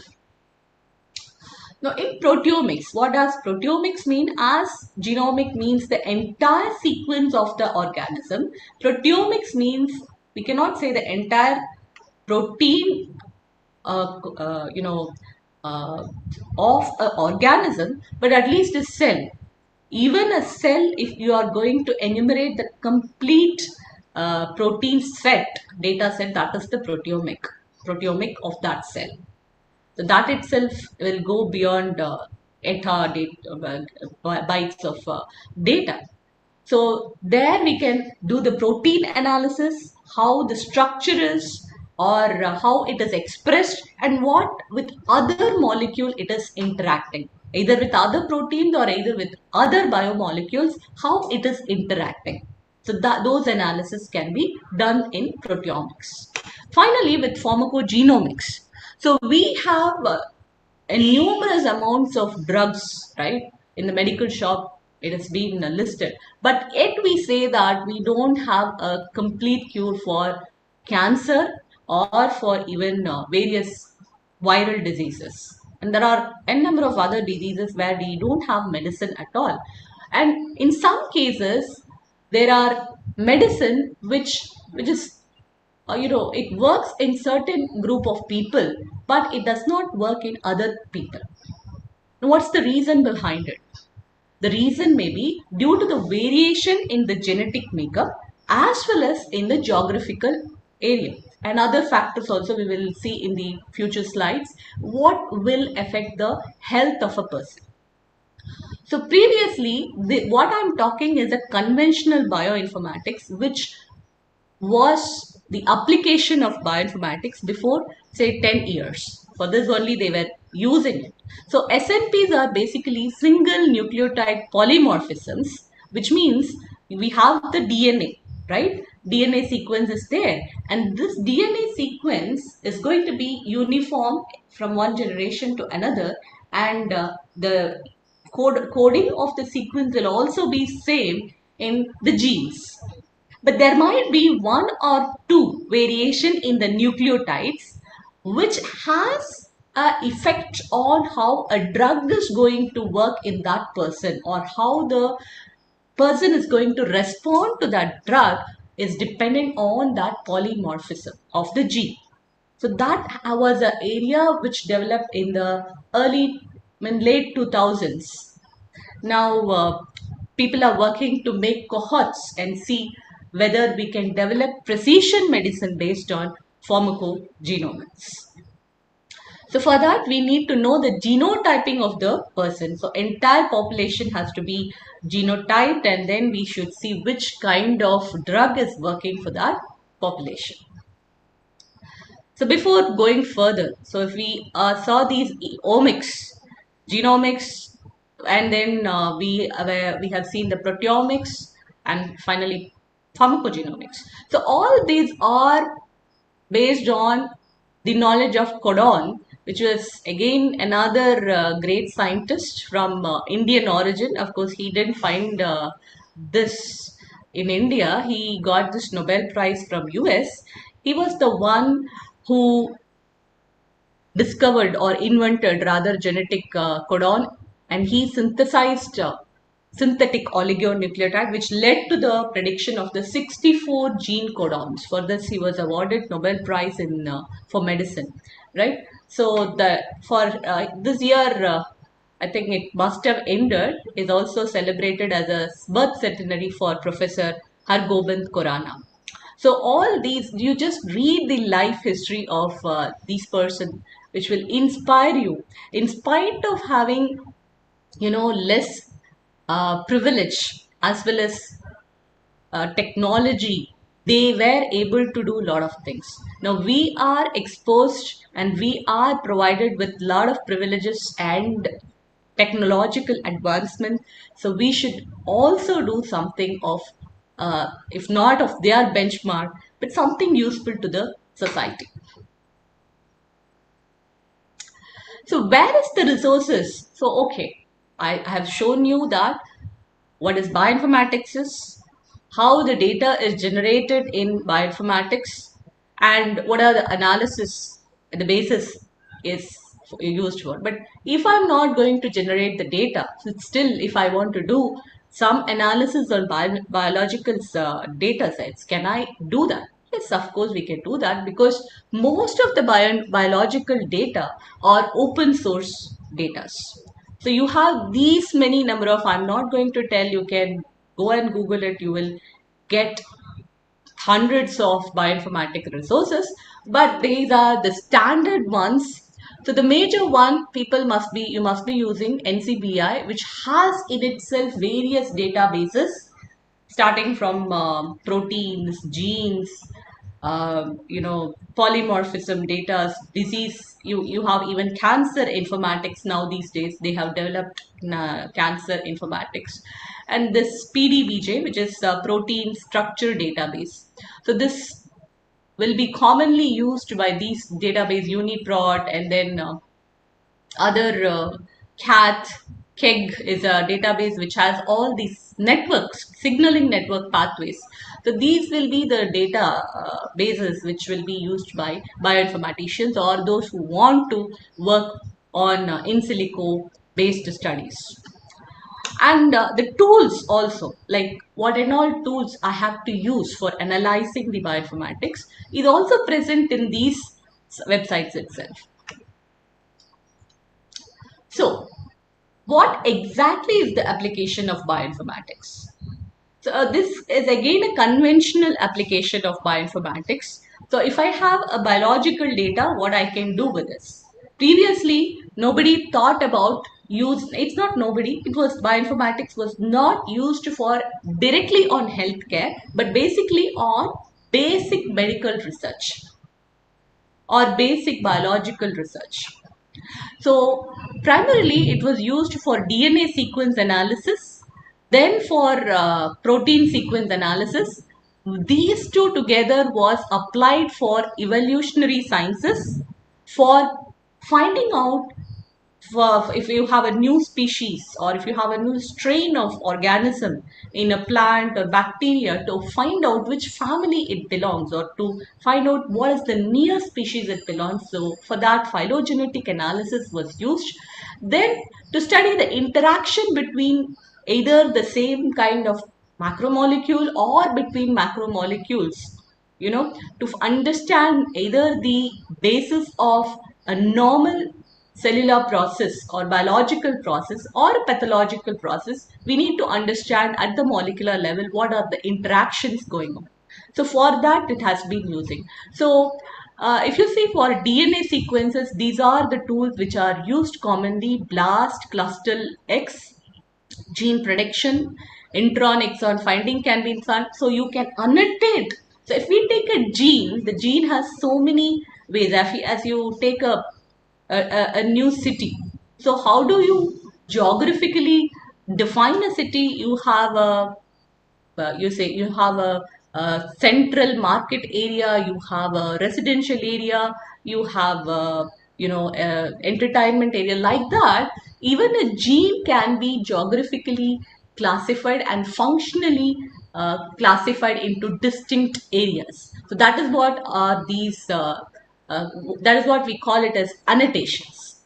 Okay, so if we have a new set of DNA, genomic DNA, and it is from a new organism, you don't know which is a gene which is going to be expressed. So all that can be predicted, okay, using these methods. And we have, of course, the very important use of bioinformatics, which most of them do for drug designing based on computational tools. So we can, for a disease, if you have to identify a target for which protein or for which molecule do I develop a drug, so that can be first predicted. Say, for example, if we take the very same our pandemic situation for coronavirus. So how do we develop a drug based on that? So initially, I think in the early phase of the first wave of pandemic, people started to get the genomic sequence of the coronavirus SARS-CoV-2, and they got the protein sequences, protein structures presented it, and they blasted it to find out which is very unique to it and which is going to be the most important aspect for the virus to either survive or to infect. And that region or the protein alone was chosen for further designing of the drug. So that if you take a virus, you will have hundreds of protein. right? Even a virus, though it is very small, even that has hundreds of proteins. So we cannot develop drug against all these. We should find out which is going to be valid if I'm going to design a drug based on that.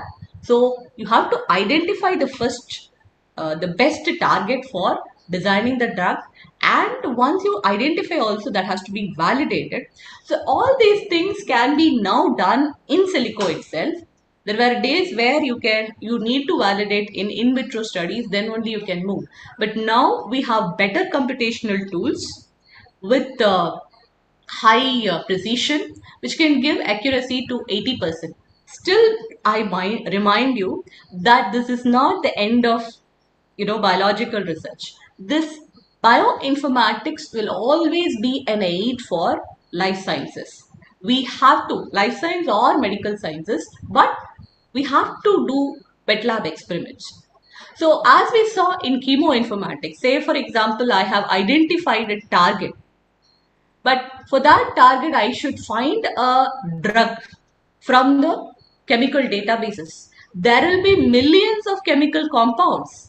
How am I to analyze it? If I'm going to do wet lab experiment by one, it will take lifelong or even 3 more lives of my, and that's not going to be possible also. The manpower will not be there, and your cost will also be higher. So bioinformatics will reduce the time for screening from the millions. It will give hundreds of lead, which is accurate. Now from the 100, again we can do various other optimizations in silico and find out 10 molecules, which is a lead, and that alone can be uh, validated in vitro and in animal models, and we can find a drug. So that much of the timeline has been decreased for using in silico methods. So that is one way. Another way how bioinformatics is used is molecular dynamic simulations. If I have a drug or a protein, how they are interacting inside the body. Because a protein molecule is not hanging out alone inside the cell or the body. It is with so many other molecules, right? So when we do a biological experiment, we always do as a reductionistic approach. You all must remember. But at least we should know, if I am keeping this protein in a environment of water and I am giving this drug, is it going to interact and dock the same way and inhibit the molecule? That much of information we should know to validate that. So that is possible by computational tools, but this requires a fast, super fast computers, or at least computers which with at least parallel computing, so that because it requires so much of data and the processing takes much of time, but this is doable. So to analyze how a molecule is interacting with another small molecule, say a protein is interacting, let me say albumin, which is present in the blood, and I am giving a drug through intravenous, but I want to check how this is interacting with the albumin. Is it going to stick to the albumin itself? Then my drug will not reach the target area. So I should know how far is the interaction is going to be. That can be done. But for analyzing the interaction for nanoseconds itself, it will take weeks for the computer. But that is the only hitch now. Probably in another 4 or 5 years, this will be reduced. And of course, like that, we can do protein sequencing analysis, etc. So as I have mentioned, so I cannot go on with all the applications of bioinformatics. So I thought the one which is useful for healthcare. So this you all must be knowing. They start with the target discovery. So which is the one which is modulated in the disease condition that is identified, which if it is going to be a chronic disease or a metabolic disease, but if it is a disease or infectious disease like bacterial infection or viral infection, we can also choose a target protein from the pathogen. So that is the first step.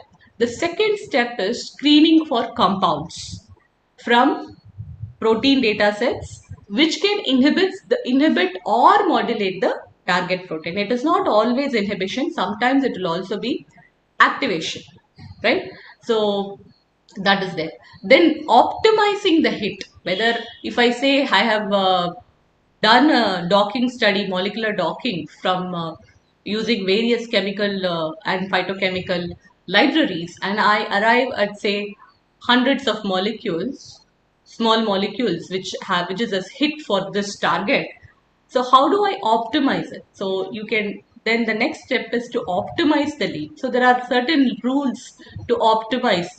And if the compound, small molecule or your drug compound is satisfying those rules, like Lipinski rules, then it goes to the preclinical trials or in vitro validation, then it goes to preclinical trial and clinical trials.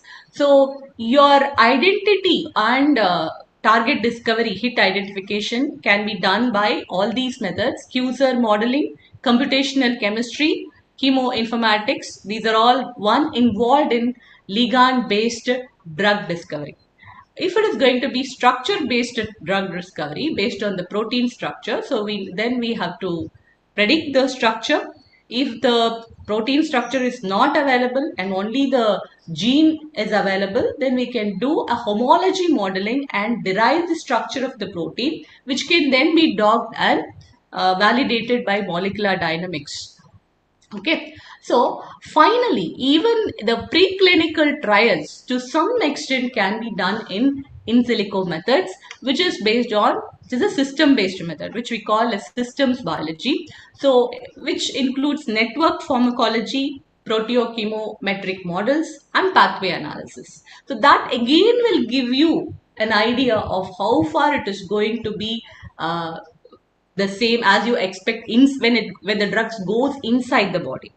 So you must have heard about ADME, how the drug is absorbed, distributed, excreted, and metabolized. So that can also be predicted. We have tools to measure the pharmacokinetic if properties of a drug also. Previously, we have to do some analysis in animal models, then only we can get the data. But in silico approaches are available, which will give at least to 80 to 90% of accuracy. Then we can take sum the 100. If I get say 10 molecules to be of which has a ADME valid with a good pharmacokinetic properties, then I can take it to the next phase. So that was about drug development. Not only that, now before going to that, I should say that conventionally this takes almost 15 to 20 years. Before 2015, this was the time phase for developing a drug with all this. Now, I mean, without using your bioinformatics and with the old computational tools, that was the timeline for an R&D company to develop a drug. But now it has been faster. Within a year also we can develop. And the classic example is the development of a vaccine within 9 months for our SARS-CoV-2. So how is this possible? How vaccines are developed?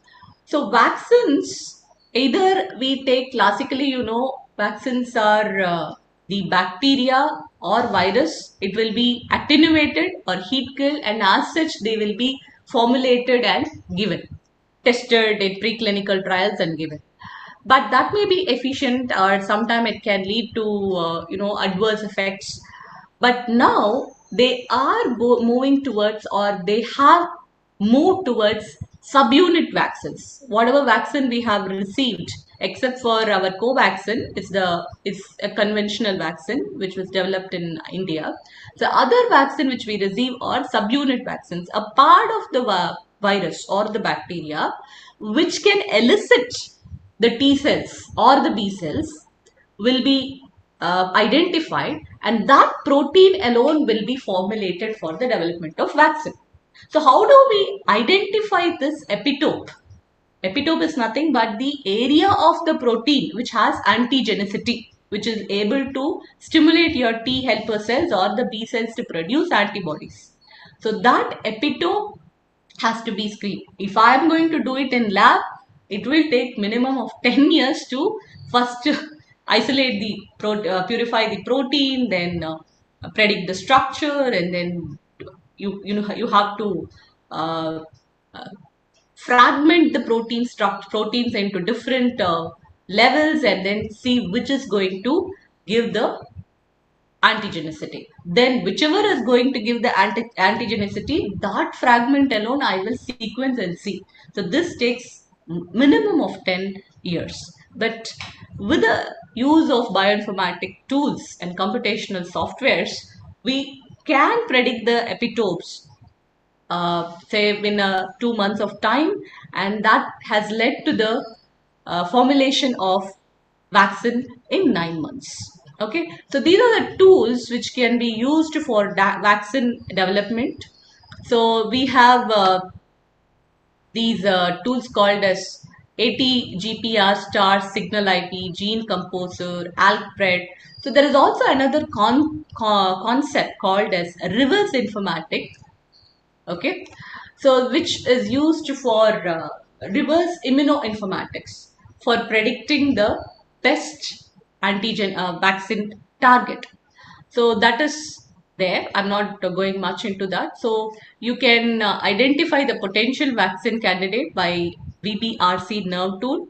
I'm not going into each, that will take time, but just note down the tools. If you are interested, you can go into the website. They will give a lot of information on that. So even the immunogenicity of a protective, which has been already declared, if you want data on that, you can go to these databases, collect that, then you can subject it to, eliminate the unnecessary hairpins. All these cleaning can be done, which is an allergic site, with using these composer, signal, star tools. Then the transcriptional unit of gene expression, which that can be determined by the promoter scan or polyaprid. Finally, the vaccine candidate can be identified by the nerve tool. So this is, in short, I have told. There are various other tools also that are available for immunoinformatics or for predicting the epitopes. So it is not that we have bioinformatic tools only for human-based disease or problems, but for all the organisms. So this is an example of the bioinformatic tools and databases available for plants and its disease management. Similarly, we have for veterinary related problems, livestock, and for bacteria. So for everything, we have databases and tools. Okay, so let just after all these, now only we have come to the main picture. So bioinformatics for healthcare. So until 2010, I can say 2005, bioinformatics was an area only used for basic researchers, probably one or two. It was used as an aid, as a pickle. People used to say bioinformatics is a pickle for drug designing and development. So much of data was generated, but you can see there is high data, but what's the knowledge? What is the application of it? So there was always a gap of bioinformatics and health informatics. So what is health informatics, which already I think the first speaker, Professor Lavanya Madam, has elaborately discussed about health informatics. So there was no connection between bioinformatics and health informatics even until 2010. And that led to a barrier. The bioinformatics data was not easily translated to clinical side. But now we see that a new field has emerged called as translational bioinformatics, because there is easy merger now of all these fields. Your omic data, all these bioinformatics related field has merged with epidemiological data and healthcare data. and clinical big data. So all these has enabled the translation of bioinformatics into healthcare. So already we know, I have emphasized that bioinformatics is a big data. So these machine learning and deep learning has been easily integrated with bioinformatics and has even more faster predictions are available now, and more patterns is recognized. I mean, not the structural pattern what I'm talking about. If we take a disease or a healthcare setup, so with regard to that, if I am going to study the omics data, I can see we can see lot of patterns in a particular population, and based on that, we can better design a drug for that particular population. So this leads to another dream of medical medicine, people in medicine, that is called as the precision medicine. Okay, so this machine learning integration and deep learning or integration of artificial intelligence has led to see how the time period has decreased. Previously, for preclinical testing itself, it used to take 5 to 10 years, but with you, because we have experienced this, all of you know this. So 6 to 9 months itself, they developed the target, they validated it in the preclinical setup. And to test it in clinic, because integration was lacking.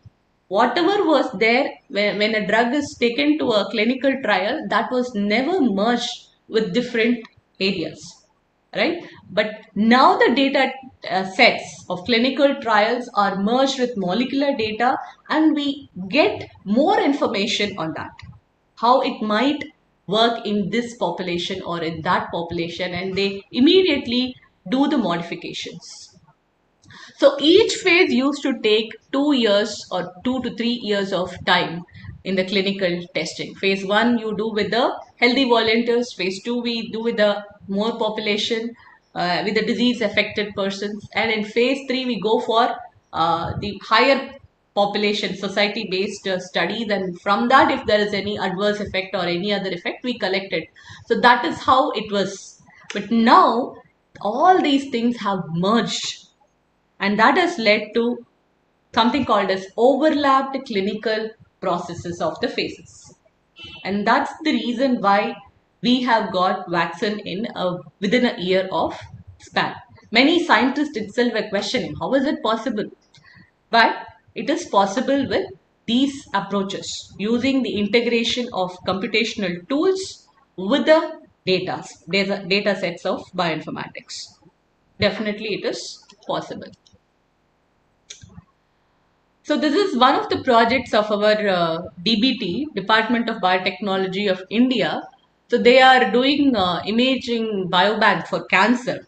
So the radiology images, which we call as radiomics, okay, whichever we have a bulk data, we call it as omics. And the digital pathology, that is the histological pictures or immunohistochemistry of tissue, cancer tissues, they are all collected and stored. They are annotated and labeled, and data is also collected from various time points of cancer care. So this is again subjected, as you see, with deep learning and machine learning application. They want to automate cancer diagnosis without radiologist, but as madam's told, the confirmation has to be given by a radio doctor. See, this will be useful when we do a mass screening. Like a country in India, we have so much of population, and there is high prevalence of cancer also. And you know, cancer can be treated well if we diagnose at the early stage. So if we have to predict it at the early stage, we need to have a mass screening. Now, all these radiological diagnosis, these are the two methods by which we diagnose or confirm cancer. This needs a lot of time and manpower, right? Now that can be reduced. Say if I go to a small town of population around 2 lakh people, from the 2 lakh people, these radiological data and pathological data can be taken, and instead of radiologists seeing each and everything, it can be given to the tool and it will say out of this 200 cases may be having cancer. Now those 200 cancer cases or those individuals report alone can be sent to the radiologist and it can be confirmed. So that is how we have to look into these automations, not like the sole depender of everything on them. So they will help us, or they will be a tool to reduce our bulk or mass evaluations. But final confirmation should come from the human brain only.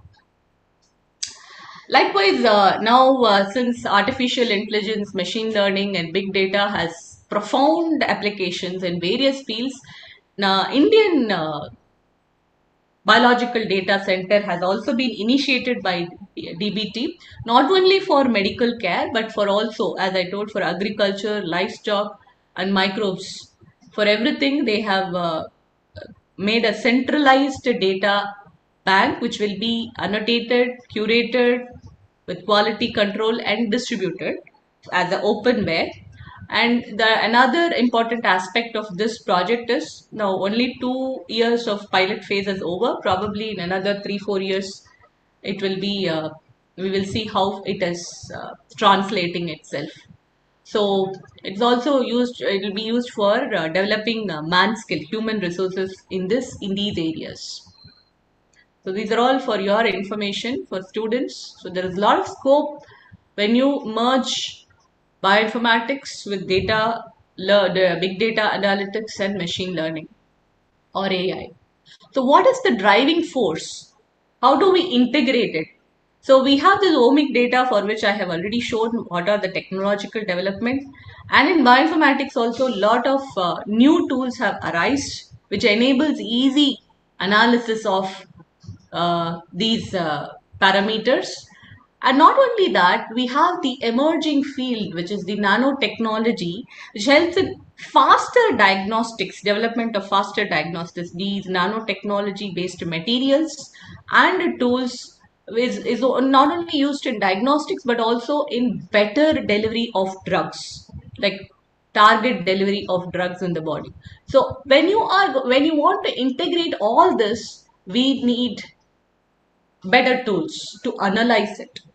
Okay, so these are the driving forces of translational bioinformatics. Everything cannot be done on the lab bench. We have to look into the computers. So they will reduce our burden and finally we can achieve what we want. So what is the way translational bioinformatics is moving towards? It is moving towards precision medicine. So previously people were talking about something called as personalized medicine, which is nothing but, which is a misnomer term. So we are not going to individually customize a medicine for a person and then give it. Now for a particular population, with a particular lifestyle, geographical location, you will have a separate genetic makeup or response. So depending on that, we can choose the medicine and give it. So how it is possible? So we need to integrate all the omics data of bioinformatics and the health informatics. Health informatics comes from it will give the lifestyle of the person, diet of the person, and his cultural and environmental exposure. So all those will merge and will help in deciding the precision medicine. So is that all health is about? So health is not just about physical and mental or social well-being, but you should remember it is also the ability to realize one's full potential. If you are able to do that only, you are healthy. Otherwise, we cannot call ourselves healthy. So that we need an integrated health care, and for achieving this integrated health care, we have to rely on artificial intelligence and robotics, not just the computational tools which is available, which will help in merging the bioinformatics data and all these other data of the clinics. So if we take this example of obesity and comorbidity, like, obesity. What is obesity? Excess of body fat, and this leads to various other pathological conditions, metabolic disorders. So obesity leads to a chronic low grade of inflammation, which will result in diabetes, cardiovascular diseases, right? And that is the major problem in India now. We don't have other problems. We have the problem of excess eating. So if we have to treat this, we cannot just give any drug and tackle it. We need to know, and if I say no, I will see the genetics and then see. Yes, of course, that is also important, but we should also see what and all the person's or person is exposed to. So some chemicals like endocrine disruptors are there, which itself will trigger the obesity or other metabolic disorders. Like comorbidities means the diabetes and all other conditions. This person may not be taking in a lot of carb or any excessive food, but still they may be suffering because of this exposure of EDCs. And sometimes this psychosocial and economic cultural network will also influence the expression of diseases. So which we call as, this is epigenome and is syndemic. So when we have too many comorbidities, it will increase the severity of this particular disease and result in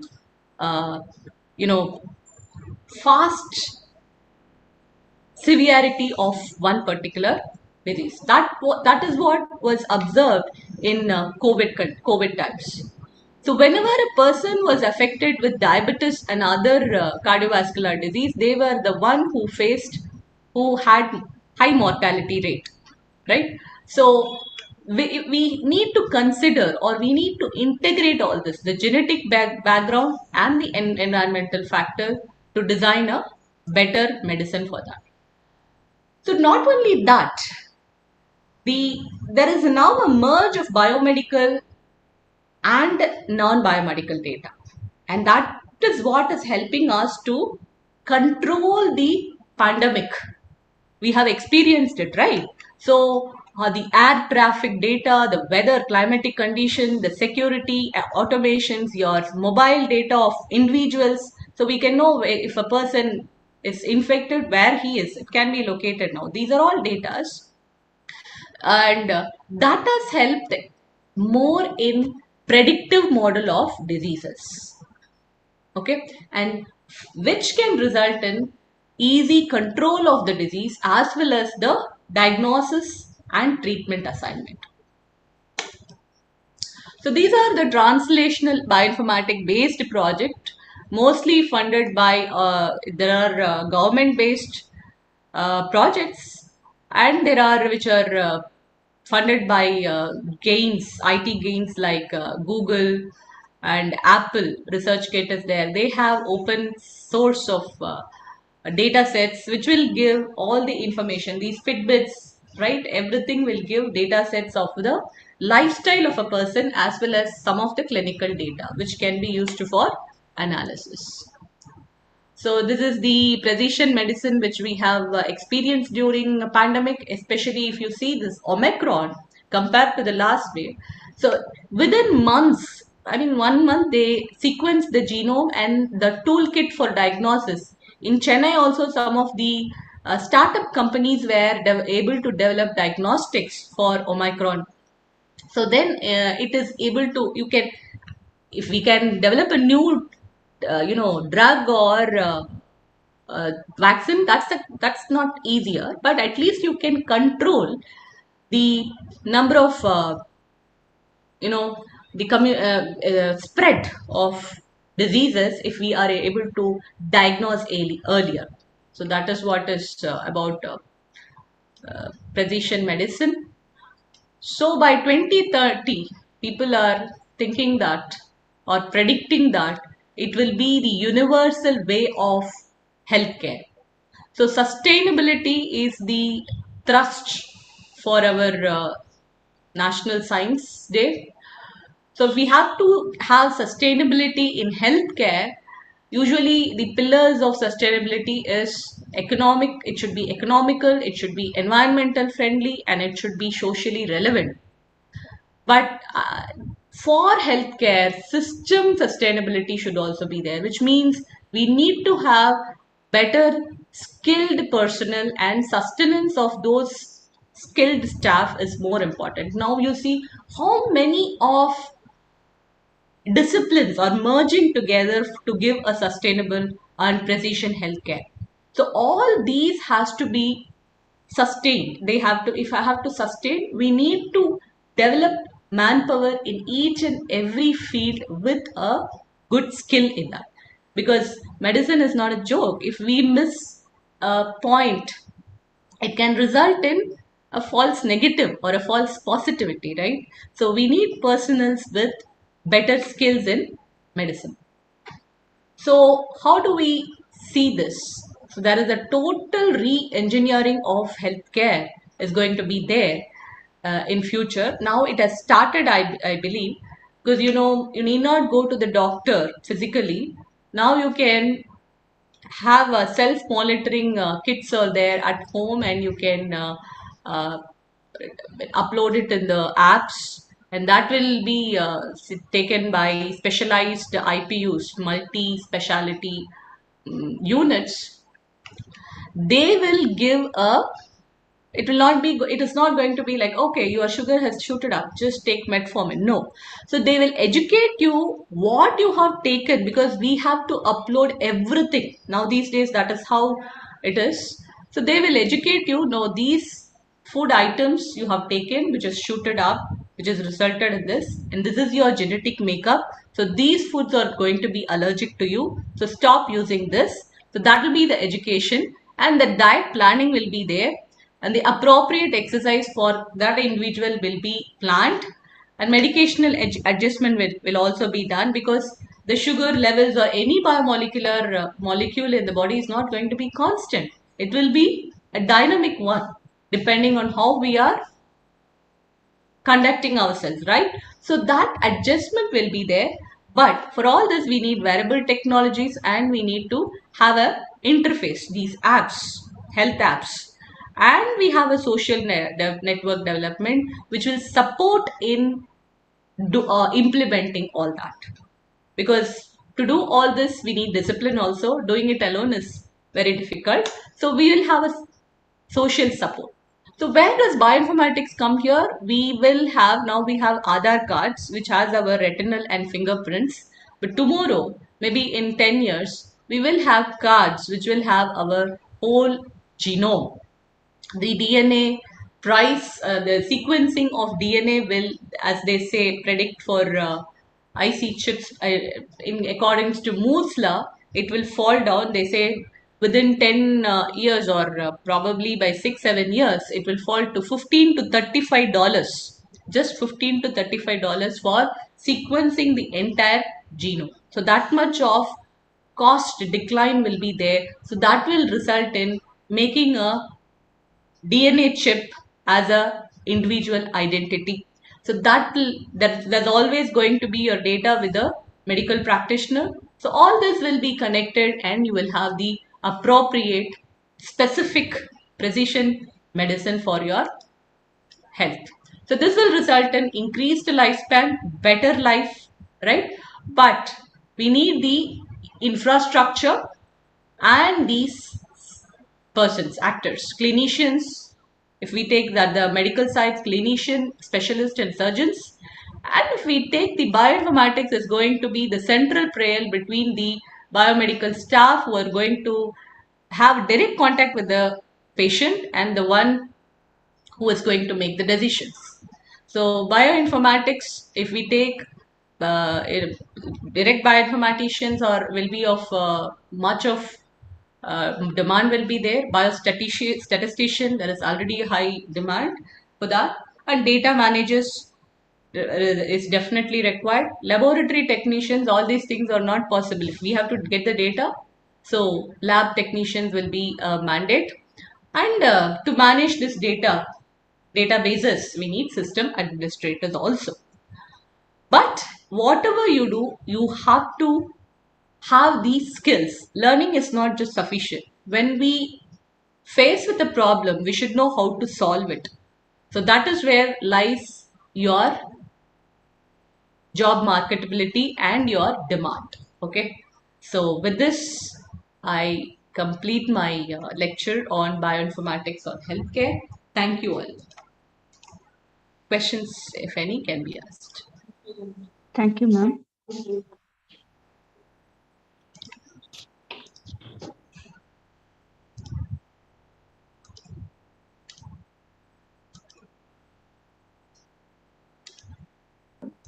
Ma'am, we have a question, ma'am. Yes. Yeah. Which text mining software can be used for medical and bioinformatics research? Which text mining?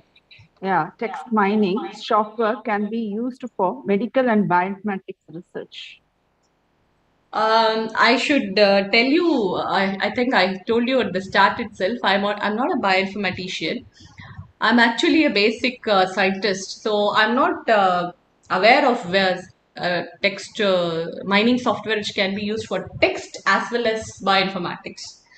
So I have not come across it. Probably I will check with the bioinformatician and then get back. I'm not sure. Thank you, ma'am. Now you have another question.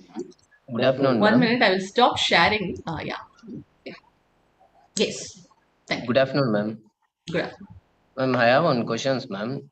In your presentation, you explain about automating cancer diagnosis, no, ma'am? Yeah. In Insight, can we use microarray, ma'am, to diagnose the cancer? Yeah, we presently they are using microarrays also. But you know the uniqueness, see, we have microarrays, they have predicted lot of proteins also, which they say that is unique for a particular cancer. But the problem is it is not uniform in throughout.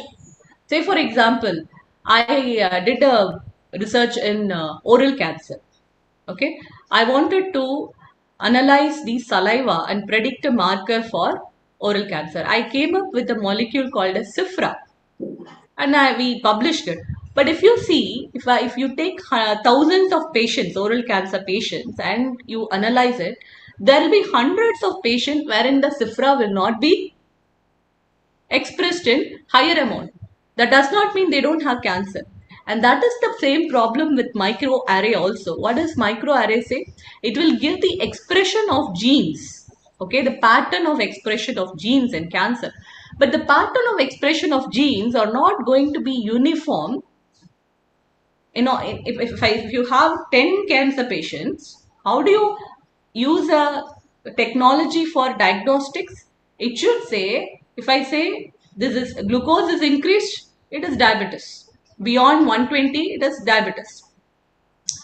Likewise, we don't have a marker as of now to tell that yes, this is increased, this is cancer. No. In research, at publication level we have, but clinically none of them is practically usable. It is not giving the sensitivity or the selectivity. So the classical methods are only used, like the histopathological estimations or the radiological imaging. Imaging will give a definitive answer how the tissue is. So as of now, for practical purpose, yes, for research purpose, you can do microarray, but if a patient has to be confirmed, as of now, these are the techniques. So that's why they have developed a biobank for that. Thank you.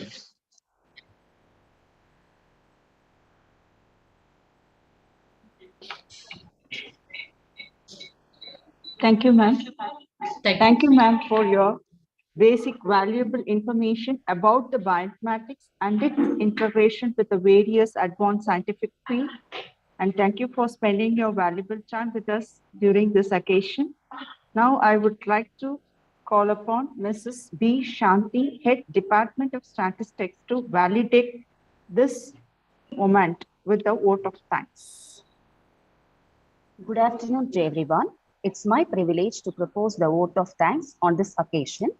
On behalf of National Center for Nanoscience and Nanotechnology and Prince Sri Venkateswara Arts and Science College, I would like to express my gratitude to all esteemed delegates of the webinar for taking time out from their busy schedule. At the outset, I extend my gratitude to our chairman, Dr. K. Vasudevan, for his consent to organize this webinar and be a part of it. I express my gratitude to Vice Chairman, Engineer V. Prasanna Venkatesh, for his moral support and guidance. I would like to thank Dr. S. Balakumar, Convener and Director, National Center for Nanoscience and Nanotechnology, for his support in organizing this event. I wish to extend my gratitude to our Honorable Chief Guest, Dr. B. Lavanya, Associate Professor, Department of Computer Science, University of Madras. We are really enlightened with your knowledge and presence. I would like to express my sincere gratitude to our esteemed Chief Guest, Dr. T. Kalichelvi, Associate Professor, Department of Computer Science and Applications, the Gandhigram Rural Institute, for her thought-provoking address. I would also like to extend my heartfelt gratitude to our eminent Chief Guest, Dr. P. Rajashree, Associate Professor, Department of Biophysics and Crystallography, University of Madras, for making an excellent presentation and making this webinar interesting. I wish to thank our principal and convener, Dr. M. Mumwa, for providing encouragement and support to make the webinar successful. I would like to thank all the teaching faculty and technical team for making this event successful. Finally, my heartfelt thanks goes to the students who actively participated in this webinar. Once again, I thank all for your cordial cooperation. Thank you. Thank you, ma'am. Now we would like to end up the session with the national anthem by our students of Biotech.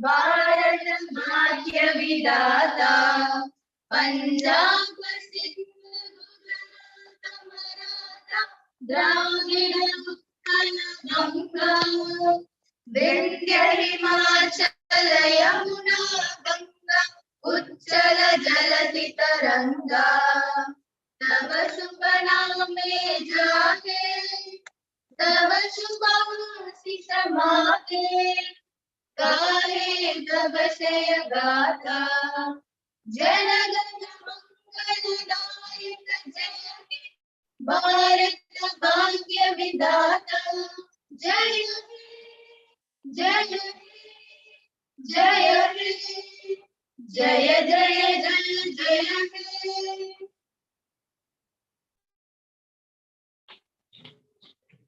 Thank you, students. Thank you, madam. Thank you very much for your presence. Thank you. Thank you. Leave, right? Thank you. Yeah.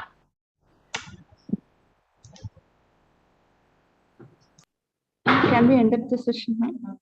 Yes, madam. Yeah, okay. Thank you for all the speakers and also the speakers.